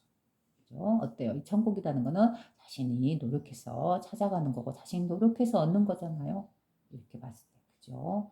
어느 곳에 있어서 거기에 들어가는 게 아니죠. 그죠? 오로지 자신의 부단한 인내와 수행과 하나님의 성품을 구현하는 그 과정 안에서, 그 삶 안에서 천국이 있는 거예요. 이 천국이란 어때요? 우리는 무한한 추구를 통해서는 절대 얻을 수 없어요. 무한한 소유욕을 발휘하는 그런 삶에서는 얻을 수 없고 그 소유욕을 내려놓고 자기가 이미 가지고 있는 그 삶의 안에서 만족할 수 있을 때 그리고 이미 가지고 있는 것 안에서 우리가 풍요로움을 느낄 수 있을 때 그렇죠? 그저 존재하고 있는 것 자체에서 풍요로움을 느낄 수 있을 때 바로 이렇게 바깥에서 불어오는 바람 한 자락에 자신의 마음을 편안하게 쉴 수 있을 때 하늘에서 내리쬐는 그 돈을 주지 않고 사지 않아도 되는 그 따스한 햇살이 방 안에 비추고 자연을 비출 때 그 안에서 누리는 충만한 행복 같은 걸 느낄 수 있을 때 이렇게 소소한 것에서 결코 내가 소유욕으로 물질욕으로 돈으로 권력으로 살 수 없는 그러한 것들을 우리가 누릴 수 있을 때 바로 하나님이 우리에게 베푼 그러한 축복을 우리가 누릴 수 있을 때 그렇죠? 그때 그 사람은 천국에 있는 거예요. 바로 그 사람이 사는 그곳이 천국인 거예요. 그죠? 어때요?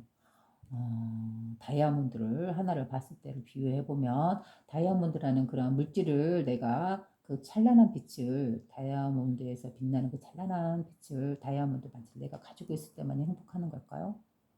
그거는 물질에 찌들어 있는 물질을 추구하는 삶에서는 그 다이아 반지를 내가 갖고 있을 때만이 그는 행복할 수 있겠죠. 그렇지만 우리는 어때? 그 다이아 반지에서 느끼는 아름다움이라는 거는 결국은 빛이잖아요. 빛. 그죠? 찬란한 빛. 그 빛은 다이아몬드 자체에서 나는 걸까요? 아니잖아요. 바로 저 태양이 있기 때문에 그 빛이 반사되어서 이렇게 찬란한 무지개 빛깔이 아름답게 우리를 보여주고 있는 거잖아요. 우리는 그 빛의 아름다움을 보고 다이아몬드를 사는 거잖아요. 근데 그 빛은 비단 다이아몬드만 있는 걸까요? 돈을 줘야서만이 살 수 있는 걸까요? 아니죠. 바로 그 빛은 다이아몬드 나는 그 찬란한 무지개는 저 바깥에 무한히 있어요. 하늘에서 비 온 뒤에 그 하늘에 무지개가 뜨잖아요. 그 무지개의 찬란한 빛깔을 한번 봐보세요. 그 빛깔이 다이아몬드 나는 빛깔과 전혀 다르지 않잖아요. 똑같아요. 그 무지개는 돈을 줘야만이 우리가 보는 건가요? 아니죠. 그리고 어때요? 저 바깥에 밝은 날에 산의 나무나 이런 꽃이라든가 자연물을 한번 봐보세요. 그리고 그 나무들 위에 비추는 그 빛깔들 찬란하게 빛나잖아요. 그 빛은 어때요? 여러분이 돈을 줘야지만이 사는 건가요? 돈을 줘야지만 내가 소유할 수 있는 건가요? 다이아몬드처럼? 아니잖아요. 아무런 값을 주지 않고 늘 저 자연에서 밝게 빛나고 있어요. 어떤 것에도 물들지 않고 오로지 그 모든 것들을 내려놓고 자연에서 만끽하고 있을 때 아무런 걱정 없이 자연에서 우리가 누리고 있을 때 그 자연을 느끼고 있을 때 우리는 어때? 행복하죠. 그 순간에는 무언가 갖추어져 있어야만이 내가 행복을 느끼는 게 아니잖아요. 그 모든 일들로부터 내가 추구하던 목표들로부터 다 던져버리고 우리가 여행을 가서 자연을 만끽하고 있을 때 밤하늘을 보는 것만으로도 그 반짝이는 별을 보는 것만으로 우리는 너무나 아름답잖아요. 그 노을이 지는 그 것만 보더라도 우리는 너무 아름다워서 탄성을 지르잖아요. 그죠? 이러한 것들은 어때요? 우리가 삶에서 정말 느끼는 자신의 삶을 한번 돌아보세요. 한번 돌아봤을 때 어때요? 우리가 정말 행복하다고 느끼는 그 순간은 어떻게 보면 우리가 자연에서 느꼈던 그 자연의 아름다움을 보고 감탄했던 그 순간일 수도 있어요. 여러분들 한번 자신을 돌아보세요. 그죠? 내가 뭔가 필요한 물건을 얻었을 때는 잠시 그때 그 기분에 그 행복한 기분이 있을 수 있겠지만 우리가 긴 50년, 60년 또는 70, 80년의 생을 살면서 되돌아봤을 때 자기 자신의 맑게 선명하게 깨어있는 기억이란 어때요? 어떻게 보면 자연에서 느꼈던 그 기분일 거예요. 그 기분이, 그 기억이, 그 마음이 절대 어떠한 기억으로 해서 묻히지 않고 계속 살아있잖아요. 그때 그 기분이 영원히 그대로 10년 지났지만 맑게 남아있잖아요. 그 기분은 어떻게 보면 우리가 어떠한 물질을 추구하고 어떠한 목표를 이루었을 때는 그러한 기억보다는 어떻게 보면 자연에서 느꼈던 그 아름다움, 황홀함 또는 어떤 사람에서 느꼈던 그 사람에 대한 아름다움, 사랑하는 마음. 그죠? 이러한 것들이 우리는 70, 80, 90 또는 죽음을 이루는 그 순간까지도 죽음을 맞이하는 그 순간까지도 자신의 삶을 돌아봤을 때 밝게 밝게 아름답게 아름다운 기억으로 남아있는 것이라 바로 이런 것일 수 있어요. 그렇지 않은가요? 그렇게 보면 천국이란 어때요? 내가 원하는 것을 다 갖추고 소유하고 있을 때만 이루어지는 게 아니겠죠. 그 내가 추구하던 것들을 내려놓고 이 자연에 다 물들어 있을 때, 몇 박 며칠씩 가서 그 모든 것들을 잊어버리고 오로지 그 자연을 느끼고 있을 때, 그죠? 그때 우리는 행복하잖아요. 그 무엇을 갖고 있지 않지만, 그잖아요. 내가 집을 떠나 있고, 내 회사도 떠나 있고, 내 자동차도 벗어나 있고, 그죠? 내가 소유했던 그 모든 것들, 해야만 했던 그 모든 것들을 내려놓고 여행을 갔을 때는 오로지 그 뜨고 지는 그 자연에 아침에 지는 떠오르는 태양이라든가 지는 노을이라든가 그 밝은 햇살이라든가 맑은 쾌창한 그 바다에 깨끗하고 맑은 푸르름이라든가 그죠? 그 피어있는 맑은 꽃이라든가 하늘에 떠있는 그 보지 못했던 그 맑은 별들이라든가 그죠? 그것들에서 이 자연에서 바로 하나님의 품 안에서 우리는 바로 진정한 행복을 느끼고 있었던 거예요. 바로 이거를 깨닫고 빨리 찾아야 돼요. 그랬을 때 그 모든 펼쳐진 것들이 바로 하나님의 성전이고 하나님의 왕국이고 우리는 그 안에서 늘 살아왔고 그리고 우리는 살아갔던 그 장소가 바로 우리의 삶의 터전이 바로 천국이 되는 거예요. 그렇죠? 자, 이렇게 자기 자신의 하나님의 왕국, 하나님의 천국, 자신의 본성자리를 보았을 때 이미 갖고 있는 것 그 자체만으로 우리는 풍요로움을 느낄 수 있어요. 여기서 더 필요하지 않아요. 하나를 갖고 있다 해서 하나가 더 필요하지 않아도 이미 갖춰진 이 하나 안에서도 우리는 충분히 만족하고 충분히 충만하고 충분히 이 자연 안에서 우리는 행복을 누릴 수 있어요. 자, 그러면 오로지 이 물질 세계는 축구하지 않아야 되냐면 그렇지 않아요. 물질 세계는 물질 세계만으로도 과학이라든가 물질 세계도 발전해야 돼요. 그래서 이 정신과 마음 우리가 누리는 이 천국을 좀 더 보태줄 수 있는 두 번째 길이어야 해요. 첫 번째 길은 될 수는 없어요. 이 물질 세계는 분명히. 그죠? 우리는 분명히 그 모든 것들을 벗어나서 오로지 청정하게 깨어있을 때, 오로지 자연에 심취해 있을 때, 그 여행을 갔을 때, 몇 밤 며칠씩 잊어버리고 갔을 때, 우리는 정말 진정한 행복을 느끼고 오잖아요. 바로 그거는 우리가 추구했던 그것들을 떠나 있었던 상태였잖아요. 그죠? 우리가 추구했던 그 안에 있을 때는 어때요? 그 일 안에 우리는 쫓겨서 이 모든 햇살이나 이 자연이나 지고 뜨는 태양이나 아침이나 이 맑은 바람이나 이 아름다운 꽃이라든가 새 지정임이라든가 이 소소한 행복들을 우리는 누릴 수 없었잖아요. 그 안에서. 그것들로부터 벗어나 있을 때만 이것들이 들어오잖아요. 그죠? 그래서 그 말도 있나 봐요. 노자 도덕경에서인가요? 아니면 다른 데서인가? 그 모든 것들을 내려놓았을 때만이 우리는 그 모든 것을 얻는다. 그 말은 뭔 말이에요? 내가 추구하던 그 모든 것들을 내려놓았을 때만이 진실로 내가 원했던 그 모든 것들, 바로 하나님의 성품짜리, 바로 우리의 본성짜리를 우리는 보게 되는 거고 알게 되는 거예요. 이 자연을 통해서, 휴식을 통해서. 그래서 정말로 자신의 마음을 쉬고 싶다.